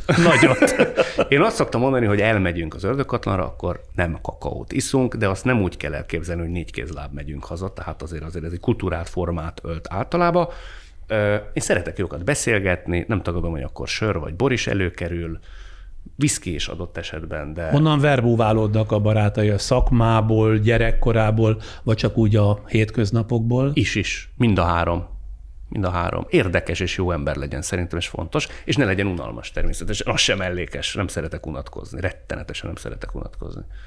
Ön a nap 24 órájában tulajdonképpen azért a tevékenység nyomvonalán halad, vagy annak megadja a módját, hogy persze a szakmával foglalkozzon mondjuk a nap egy adott részében, de a másik fele teljes jogúan szóljon a magánéletéről? Sok szól a munkáról, most legalábbis nagyon. Tehát most, hogy így elindult mind a 2 műsor, van egy podcastem is, és még indul, ha minden igaz, egy 4. is.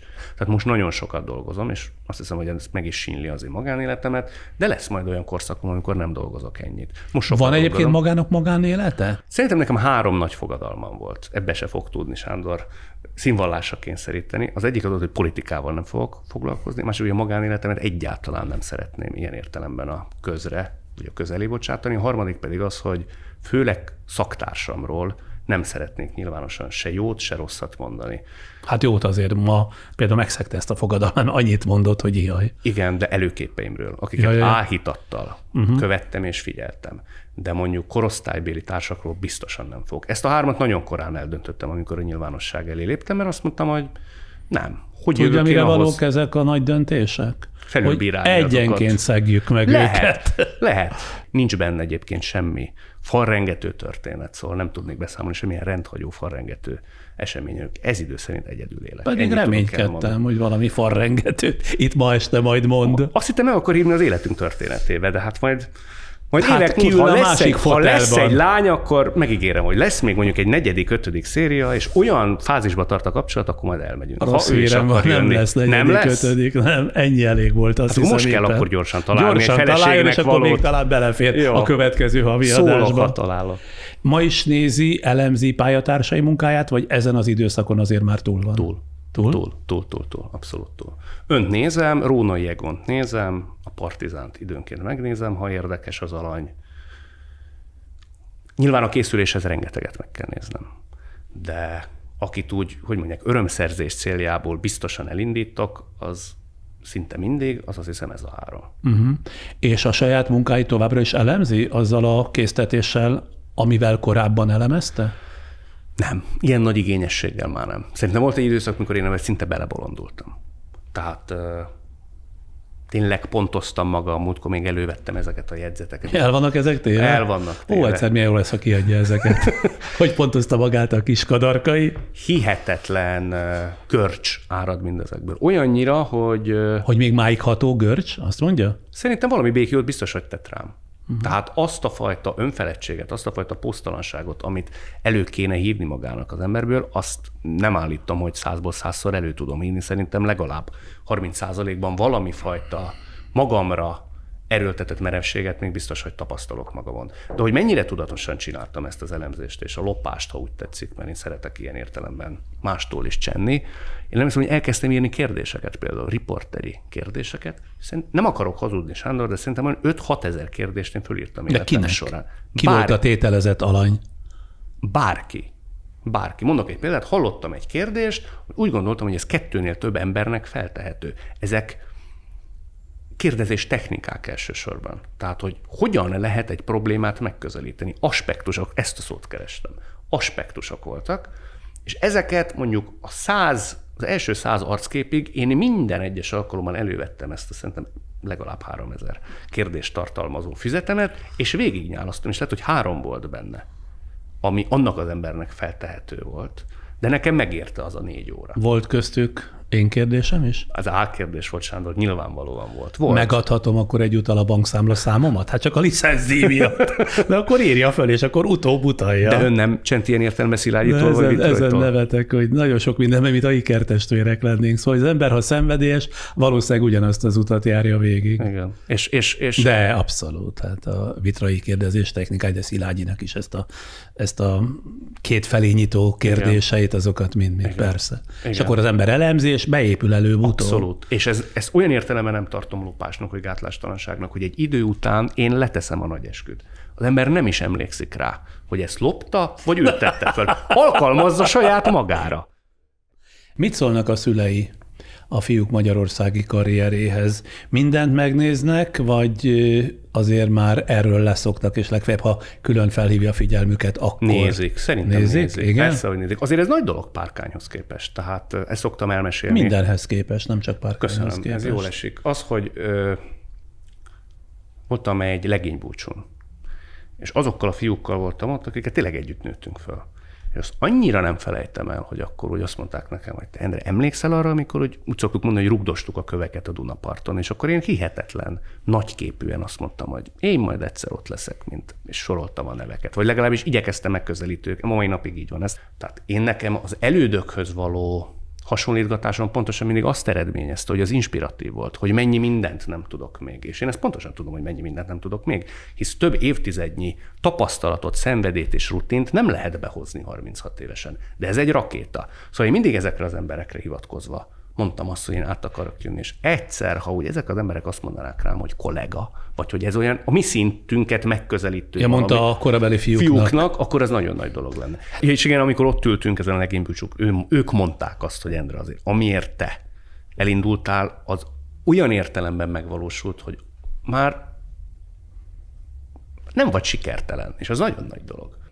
Sándor esetében ön szerint ez egy túlméretezett, akkori egónak volt az eredménye, vagy pont, hogy nem? Tehát az a bizonytalanságból fakadt. Nem, én ebben egy kicsit azt látom, ami nekem a vidékiség, az magának a határon túliság. Értem, akkor persze pontosan. Tehát körülbelül ezt. Tehát, hogy azt leküzdeni, hogy Budapestet bevenni, akár Kelet-Magyarországról, akár a határon túlról, igen, az valamiféle akkora dacot, vagy valami ilyen többletet, inkább azt mondom, vált ki az emberből, hogy az én esetemben majd, hogy nem egy életre szólóan jelen ez volt. Így van. És szerintem ez nem is múlik el. És a szlovákiai média emberek, tehát mondjuk a magyar média emberek, azok nem mondják, hogy rád inkább itt a felvidéken lenne szükség? Ez egy örök kérdés. Hogy vajon visszamegy egyszer az ember. Én mindig nagyképűen azt mondtam, hogy nem, én itt gyökeret eresztek, és majd itt fogok élni, itt lesz családom. Nem vagyok benne biztos, hogy én nem fogok még visszamenni például 60 évesen, vagy 70 évesen. Párkányba például. Egyre inkább szentimentálissá válok, ha például otthon vagyok. De minek tekinti magát? Általában magyarnak, vagy felvidéki magyarnak, vagy hazaemigrált magyarnak? Hú, de jó kérdés, még soha nem gondolkodtam. Magyarnak. Általában magyarnak. Igen. Igen. Ez nem is kérdés. Nem is tudom, még gondolkodtam erre. Azt hiszem, hogy egy felvidéki embernek ez a válasza. Nem is szeretjük. Egyébként ez nagyon érdekes dolog, hogy szerintem mindenkinél van egy pont, vagy egy gomb, amit ha megnyomnak mondjuk a kommentelők, akkor mire ugrik. Én egyetlen egy dologra ugrom, mert valószínű, hogy ott találnak meg, bármivel vádolnak, bárhogy gyaláznak, tudom, hogy nincs létjogosultsága, hisz nem vagyok se ez, se az, se amaz. Ha azt mondják, hogy nem vagy magyar, hogy elárultad a magyarságod, arra ugrom. És annak például válaszolok. Pont múltkor gondoltam még, hogy életemben szerintem 5 kommentre válaszoltam. És volt, aki ezzel megcélozta? Persze. Hogy ide jött azért? Akár azért és azért, mert nem tudom, kivel beszélgettem, mert az nyilvánvalóan hát egy utolsó lipsi hazaáruló, és annak például válaszoltam. Azt mondom, hogy ez a pont az én életemben, ami egy ilyen mindmáig élő önérzet. És ami nagy kérdés, bár közhelynek foghatni, de azért megkérdezem, vagy fölteszem, hogy gondolj, hogy a kíváncsisága, az emberek iránt való érdeklődése még évtizedekig ki fog tartani? Ez a legnagyobb félelmem. Nagyon. Tehát Bárdos András mondta most a legutóbbi interjúban, hogy ő azon kapta magát, hogy kiégett. Erre nagyon kell figyelnem. Engem a magánéletben is nagyon érdekel a másik. Ezt hozzá szeretném tenni. Tehát azt érzi egy ember, amikor beszélget a másikkal, hogy valóságosan érdekli őt a másik szava. És amikor egyszer azt fogom észrevenni, hogy az interjú alany úgy tekint rám, hogy látja majd az én szememen akár csak a pillanatnyi elkalandozást, akkor el fog kelleni gondolkodni. Ilyen veszély egyenlőre még nem fenyeget. Na hát azért biztos van olyan interjú, amikor közben rá, hogy abszolút nem érdekli. Ilyen van, de mondjuk nagyon ritkán. Őszintén mondom. Tehát valahogy, ez Sándor tudja a legjobban, mikor odaülünk, és azt mondják, hogy tessék, vagy azt mondja a technikus, hogy elindulunk, valami, én nem is tudom, minek nevezzem, valami belső tűz, vagy belső kíváncsiság életbe lép. A harci paripa hallja a trombita szó hangját, én ezt így szoktam mondani. Így. És addig, amíg nem adja föl belül az ember, hogy ez aztán most már tényleg veszett fejszennyene, addig, és valóságosan érdekel a másik. És akkor zárásképpen mit gondol, meg is fogja ez érni magának? Már megérte, rég megérte. Igen? Persze. Hát mondtam a legénybúcsút. Nagyon jó volt. Én jól éreztem magam, sok mindent megtudtam, meg árnyalta is a képet. Megtiszteltetés volt, köszönöm. Kadarkai Endrétől miközben elbúcsúzom, önöket még nem engedem el, mert következik a Raiffeisen Bankkal együttműködve a Zöld és Zöld című sorozatunk következő epizódja, amelyből remélem nem csak én, de önök is sokat tanulnak majd.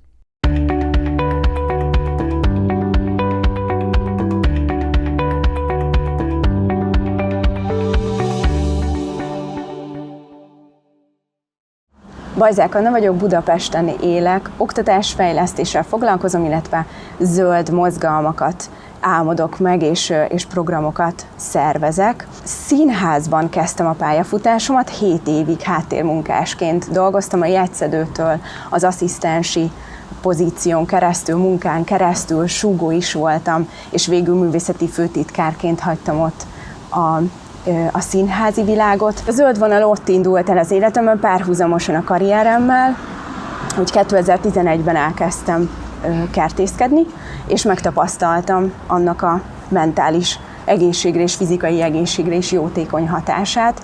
Egészen egyszerűen szellemi munkát végző emberként fantasztikus érzés volt látni valaminek az eredményét. Nem volt szakismeretem, és azóta sincsen kertészmérnök diplomám, de nagyon-nagyon klassz szomszédaim voltak, Juli néni, Eta néni, Klári néni, Imre bácsi, akiktől a legközelebbről és legigazibb, legtapasztalatibb módon tudtam megtanulni a kertészkedést. Szerettem volna magam megtermelni az ételt, tényleg a magtól kezdve. Nagyon kevés az a növény, aminek láthatjuk a magját, amikor elfogyasztjuk.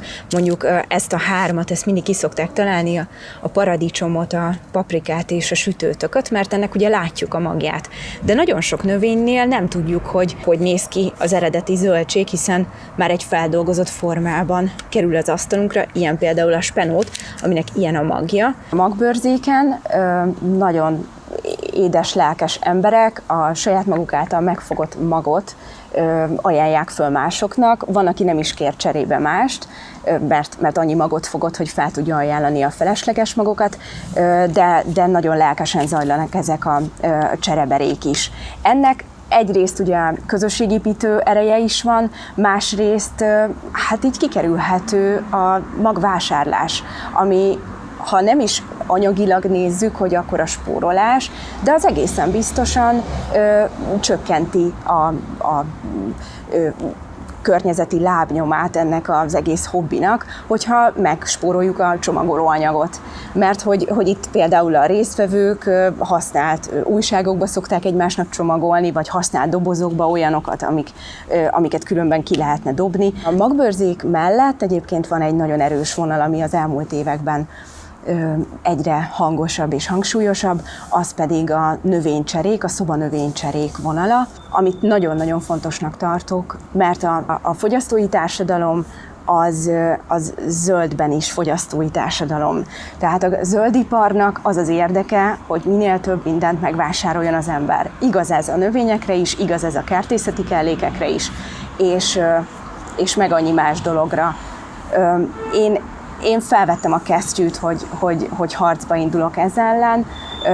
Nem a gyártókat próbálom meggyőzni, pusztán az embereket segíteni abban, hogy kritikus szemlélettel el tudják dönteni, hogy mi az, amire szükségük van valóban, és mi az, amit be tudnak helyettesíteni mással. És ilyen például a növénycserén, hogy nem elmegyek egy újabb virágüzletbe, és megveszem az 5-6 éves növényt, ami már jó nagyra nőtt, és fogalmam nincs, hogy milyen úton, milyen áron nőtt az akkorára, hanem mondjuk kapok egy pici hajtást valakitől szeretettel, és nekem kell azt a munkát beletennem, hogy évek alatt nagyra fejlődik a szobanövény. Balkonkertészkedést bárkinek nagy szeretettel ajánlom. Van olyan irány, ahol óriási magaságyásokat és üvegházakat telepítenek városi teraszokra.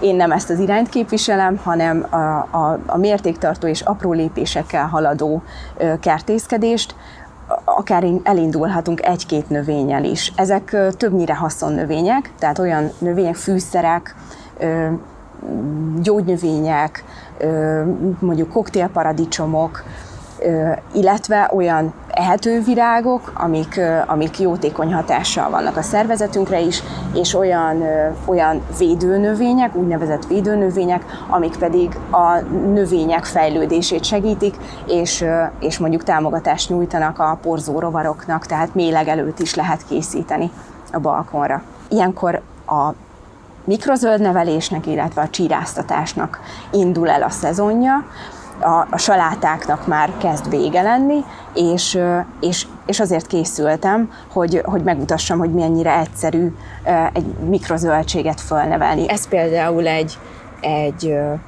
paradicsom után maradt doboz, amit az ember ugye üzletben megvásárol, de most újra lehet hasznosítani. Ez kókuszrost, kertészetekben lehet vásárolni, és a kókuszrostot le kell morzsolni a tálka aljára, és úgy fog viselkedni víz hatására, mint a szivacs. Fokozatosan, lassan kell meglocsolni, mert lehet látni, hogy megduzzad. Ezt föld helyett azért használjuk, mert ez csíramentes közeg, és nincsen benne plusz tápanyag sem, mert a mikrozöldeknek nincsen szüksége tápanyagra. Ez brokkoli csíramag, a biocsíramagokat ajánlom mindenképpen, és ezt akár így a kezünkbe kitéve, mintha sóznánk, megszórjuk vele a felületet, és egy körülbelül ilyen sűrűség, az tökéletes. Naponta 2-szer kell permetezni, reggel és este. 5-8 nap múlva már ehető méretűek ezek a mikrozöldek. Lehet salátákat nevelni, ezzel ugye kikerülhetjük ezt a műanyag csomagolást, ami az üzletekben vár minket, de a napos erkélyen sikerrel lehet paradicsomokat is nevelni, fűszernövényeket. A balkonkertészkedés az egyfajta érzékenyítés arra, hogy jobban megbecsüljük az ételt. Az, hogyha magról nevelünk fel egy növényt, és hónapokon keresztül gondját viseljük, látjuk, hogy milyen energia, mennyi idő kell ahhoz, hogy egyetlen marék paradicsomunk legyen, akkor jobban meg fogjuk becsülni az ételt. Ez nem előírás, hanem ez a tapasztalat. Kétszer meggondolom, hogy valamit maradéknak titulálok-e, és esetleg a komposztba dobom, vagy újra felhasználom. A legfontosabb talán az, hogy megóvjuk a földet. De mit számít a föld, hogyha nincsen vele kapcsolatunk? Ha elveszett a kapcsolatunk a természettel, akkor nem érezzük saját érdekünknek és valóban fontosnak, mély motivációnak azt, hogy megóvjuk. Varga Kata illusztrátor segítségével megálmodtuk a Kapcsolódj a természettel kis leporellót, aminek a lényege, hogy ezt például buszra várakozáskor, vagy hogyha valakire várunk, elővehetjük, és nem a telefonunkhoz nyúlunk reflexzerűen. A tippek például, hogy támaszkodjunk egy fának, és képzeljük el, hogy mekkora a gyökere, nézzük meg jól a kérgét, vagy vegyük szemügyre, hogy hány fa vesz minket körbe, vagy figyeljük meg a járda apró repedéseiből kinövő vadnövényeket, próbáljuk meg felismerni, hogy vajon mik lehetnek azok. Ez segít szemlélődni, lelassulni, egy picit támogat minket a digitális detoxban, mert már tényleg reflex az, hogy a mobiltelefonunkhoz nyúlunk, és újra felfedezteti velünk a természetet, ami nincs is annyira távol, itt bent a városban is velünk van. Folyamatosan apró szokásokkal próbálom én is zöldíteni az életemet, olyan szokások beépítésével, amik fenntarthatók, és másokat is arra bátorítok, hogy ne kíméletlenül hatalmas célokat kitűzve változtassanak az életükön, hanem apró lépésekkel haladva, mindig a kisebb cél felé fordulva, tehát tényleg olyan eredményeket érjenek el, amik újabb és újabb tettekben tudják motiválni őket, és a másik, hogy minden programommal, minden mozgalmammal és kampányommal arra próbálom fölhívni a figyelmet, hogy feltölt a természet, akár egy minimális apró módon is, hogyha szemléljük a felhőket, vagy hogyha elidőzünk egy fa mellett 3 percet, az ki fogja simítani az idegrendszerünket, vagy hogyha nézzük a balkonon a kis mentánkat, amire éppen rászáll egy lepke. Hol találkozik a múlt és a jövő? A jelenben. Ne csak figyeljük, legyünk aktív részesei a fejlődésnek, mert minden lépés egy befektetés is a környezetünkért, a világért. Ne csak legyen, tegyen is a jelenben a jövőért. Raiffeisenbank a fenntarthatóságért. A jövő időben. Ez is megszívlelendő volt sok tekintetben. Mielőtt elköszönök, megajánlom, hogy találkozunk akár már holnap után, azaz szombaton este is, de nem itt, hanem az RTL Klub képernyőjén, ahol folytatódik az Életünk története című talkshow sorozatom, amelyben ismert párosokat, házastársakat, élettársakat, esetenként testvéreket ültetünk be egy úgynevezett időgépbe, és először 25, majd aztán 50 évet öregítünk rajtuk, természetesen maszkmesterek, fodrászok, stylistok segítségével, hogy az időben előre repülve átéltessük velük várható életük belátható történetét. Holnap után este a 2 népszerű énekes testvérpár, Vastag Csaba és Vastag Tamás lesznek azok, akiket rendesen megöregítünk. Nagyon sokszor megérintettem a medence alját, és tudom, hogy hol van, és tudom, hogy... Az mi? Mit ért az, hogy megérintett a medence alját? Hát, hogy annál lejjebb már nem nagyon van, tehát hogy annál lejjebb már csak az van, ha már nem vagyunk. Lehet, hogy valami hiányzott, és a hiányt az ember magába tölt ilyenkor, és az alkoholtól kölcsönzött bátorsággal rohan neki a világnak, ez elképzelhető. Találkozunk negyedszázad elteltével. Azt a mindenit. Ez tényleg kemény. Ami meglepő lesz a műsorban, miután felvételről van szó, ezt már meg tudom jósolni, az idősebbik Vastag testvér nem várt kitárulkozása és életbölcsességei. Ezt minden irónia nélkül mondom, én ilyet tőle még nem láttam, nem hallottam. Tehát az Életünk története a Vastag testvérekkel holnap után szombaton este 10:30 körül kezdődik, az X-faktor után az RTL Klubon.